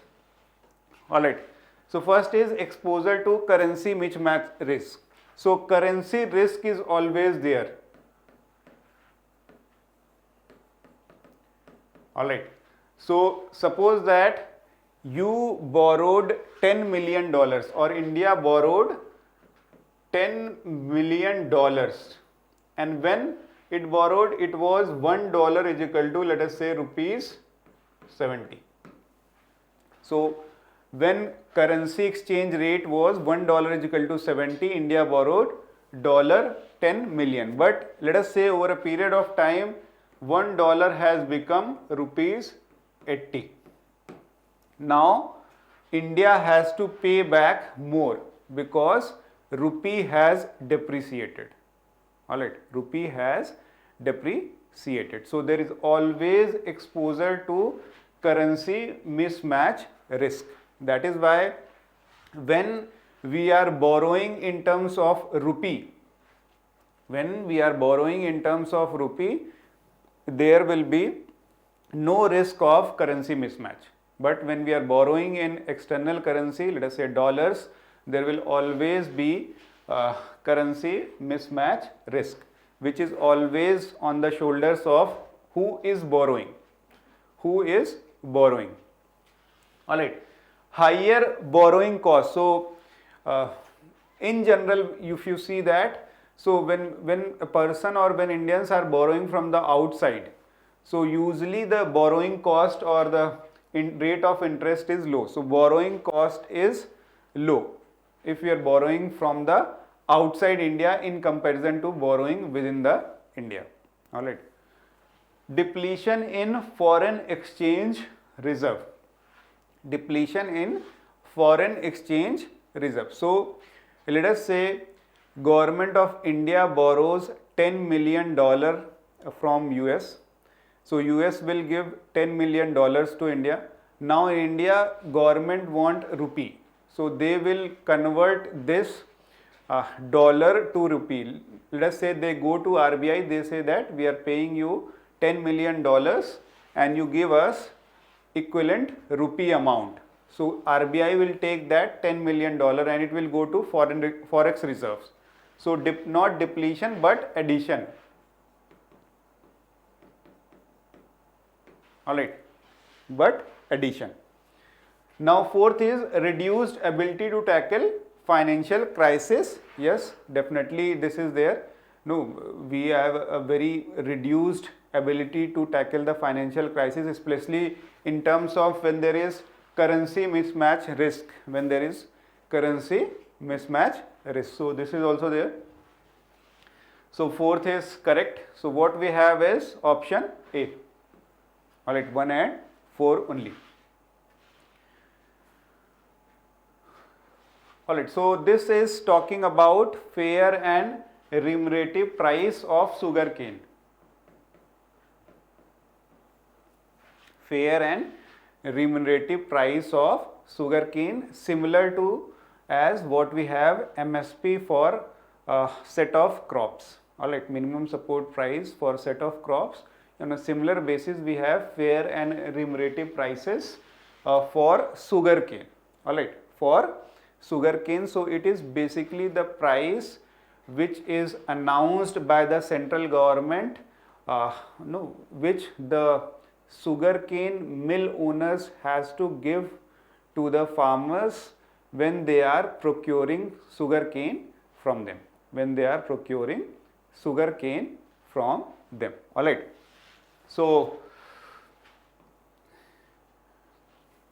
this is again the price is provided by CACP, the same in the case of MSP. Alright.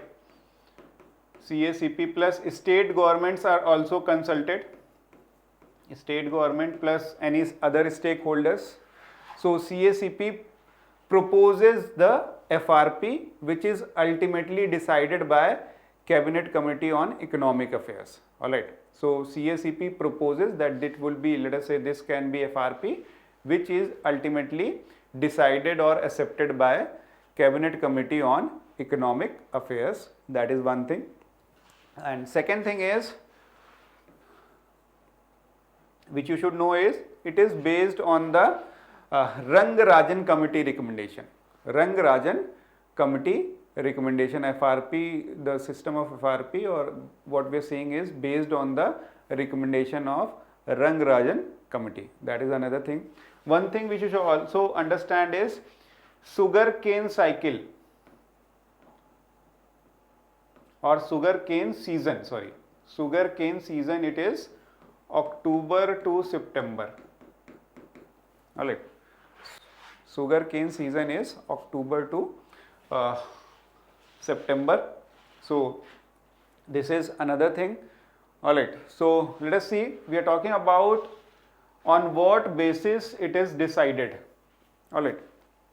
So one of the main difference, let us say one more thing which you should know is, one of the main difference between MSP and FRP is that MSP is not backed by any law. No, it is obligatory but not mandated by any statutory law. Alright, not mandated by any statutory law. However, this FRP is mandated by or backed by a law. Alright, backed by law. So that this is one of the main difference between MSP as well as FRP. Alright, so if we talk about what are the factors which are taken into account in decision of or deciding the FRP, so return to growers from alternative crops, that is also there. Availability of sugar to consumer at a fair price, this is also there. Price at which sugar is sold by sugar producers, this is also taken into consideration. Then announcement of profit by sugar mills. Announcement of profit by sugar mills, so this is not taken into consideration. Recovery of sugar from sugarcane, this is also there, and realization made from sale of byproducts, so this is also taken into consideration. So only fourth here is not taken into the consideration. So what we are having is option C is correct here. Option C is correct here. Let us move on to the next. With reference to revenue of union government, consider the following statement. So UPSC is asking trend based question, alright, whether tax to GDP has increased in the last 5 years, alright. So trend based question is usually being asked.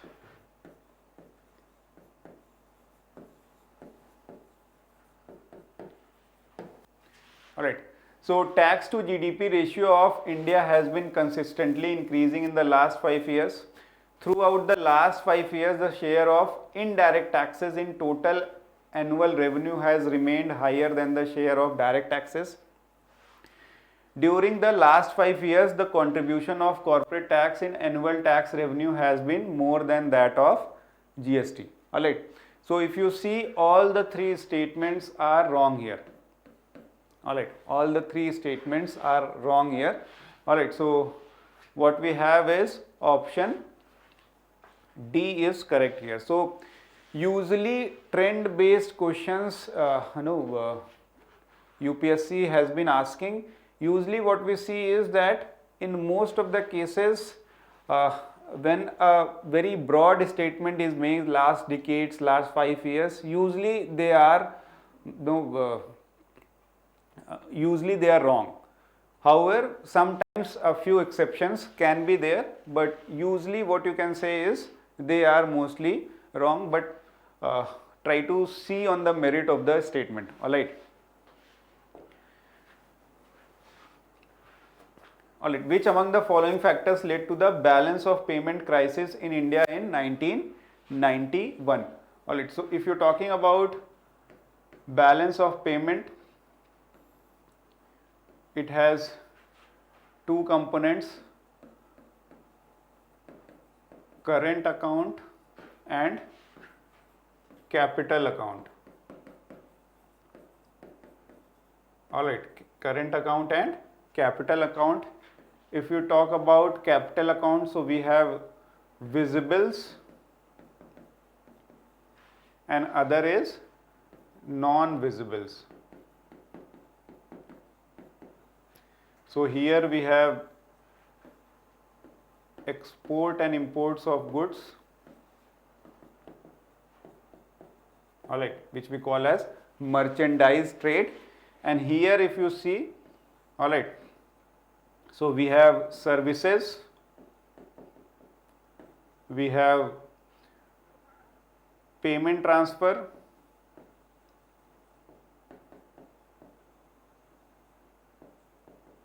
alright, and if you see about capital account, so government borrowings,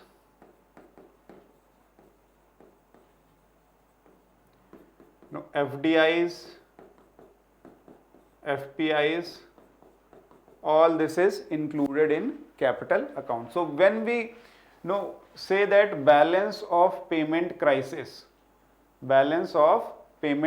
so here both the accounts tries to balance each other. Alright, any deficit in current account, if it can be get fulfilled by the taking the required money from capital account, so that then we can say it's not a crisis. The crisis is when we are not able to cover current account and capital account within themselves. They are not able to balance them. We have to take money from external sources. Let us say we are trying to borrow things, or we are trying to take money from the forex reserves. Then only we are saying that balance of payment crisis is there. Alright.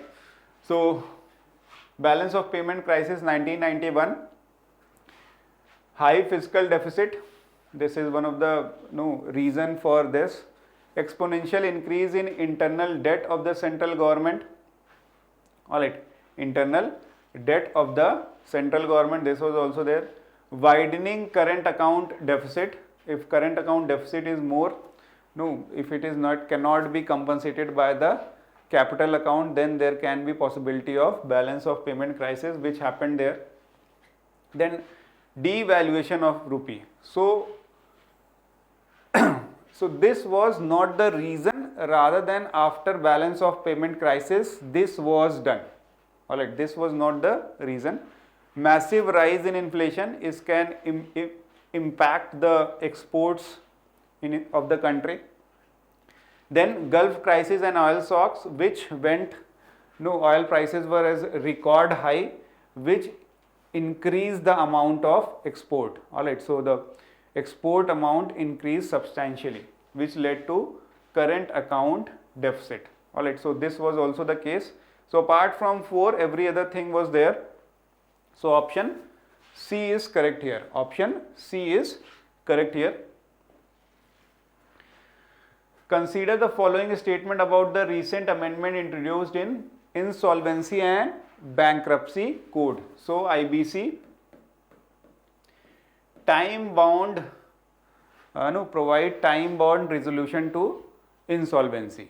Alright, it provides for individual as well as partnership firms, LLPs as well as companies. Alright, so all the things are included in Insolvency and Bankruptcy Code for the time bound resolution of insolvency in the country. Alright, so it introduced an alternate insolvency resolution process for MSMEs called the pre-packaged insolvency resolution process. Alright, so this was the case. It was introduced pre-packaged insolvency resolution process, or PIRP.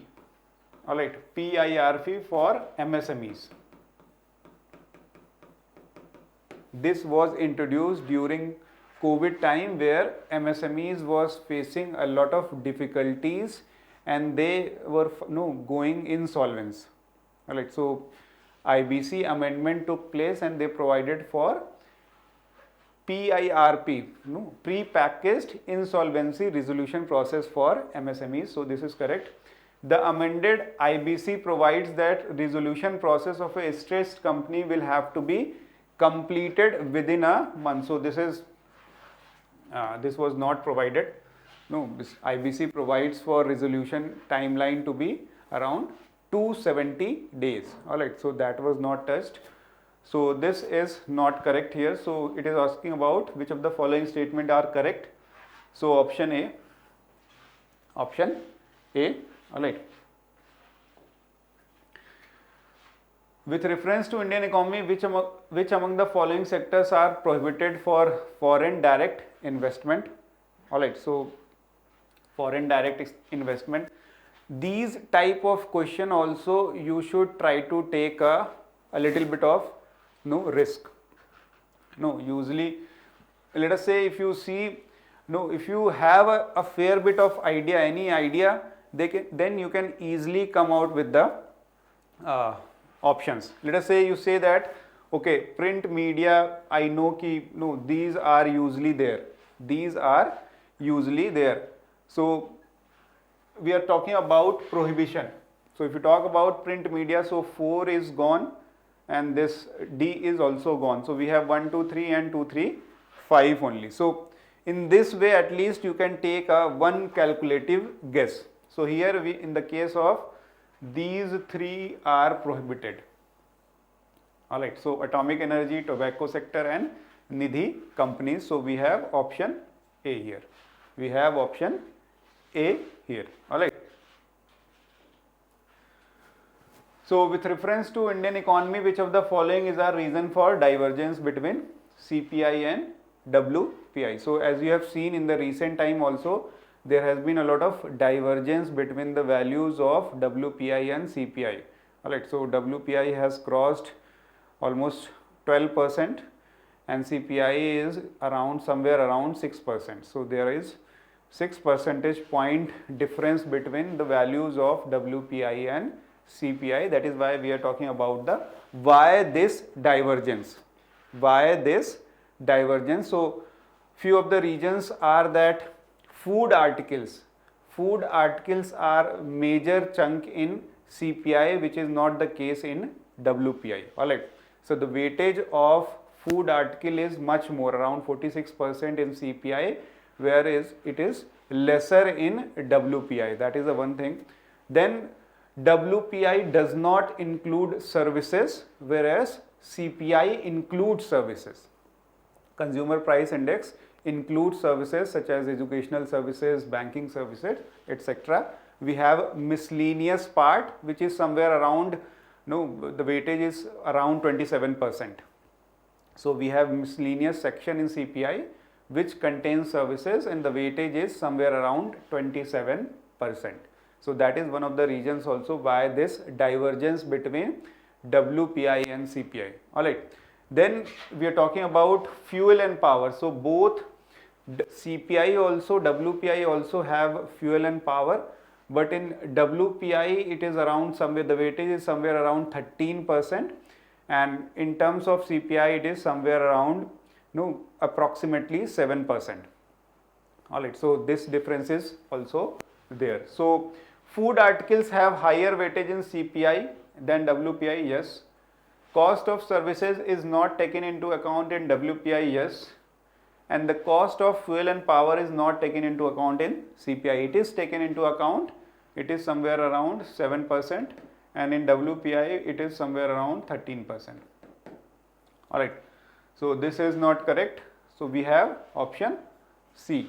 We have option C. Consider the following statement. A rising level of imports may depreciate the currency. May depreciate the currency. So if imports are rising, we are importing goods and we have to pay them in their currency, let us say dollars. Alright, let us say we are importing from USA, we are importing goods, now we have to pay them in dollars. So all the importers will be paying the amount in dollars. Alright, let us say if import is rising, so demand for dollar will rise. Demand for dollar will rise, which may lead to depreciation of rupee, as dollar will strengthen and a rupee will depreciate. Alright, so $1 is equal to rupees 70. Now demand for dollar is more. Demand for dollar is more, it will become more pricier. Alright, so $1 is equal to, let us say, rupees 80. So rupee has depreciated in terms of dollar. Rupee has depreciated in terms of dollar. So rising level of imports depreciate the currency of importing nation. So that is correct. And a weaker domestic currency will make export more expensive. So it will not make export, rather than imports more expensive. Export will be encouraged, or export will be at competitive market price now once it has depreciated. Alright, so not export, rather than imports more expensive. So option A is correct here. Option A is correct here. Let's say, with reference to comparison between Asian Infrastructure Investment Bank and Asian Development Bank, consider the following statement. So usually a fact-based question, factual question. Unlike ADB, AIIB has members outside the Asia Pacific region. So both have members outside Asia Pacific region. So this is not correct. Alright, both ADB and AIIB treat the Pacific Islands as regional members. So this is correct. The members of AIIB collectively have a higher share of global GDP than the members of ADB.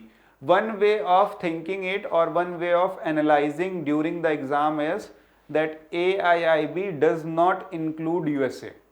Alright, AIIB does not include USA, which is a global superpower which has a very high percentage of GDP across the world. So in that way you can come out ki maybe the member of AIB collectively have higher share of global GDP than the members of ADB.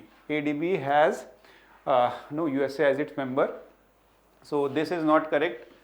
ADB members have higher global GDP than the AIIB members. Alright. India was founding members of both the ADB and AIB. Yes, it is correct. Alright, so both this 2 and 4 are correct. So this is one of the way you can take a intellectual guess here. Intellectual guess here. Alright.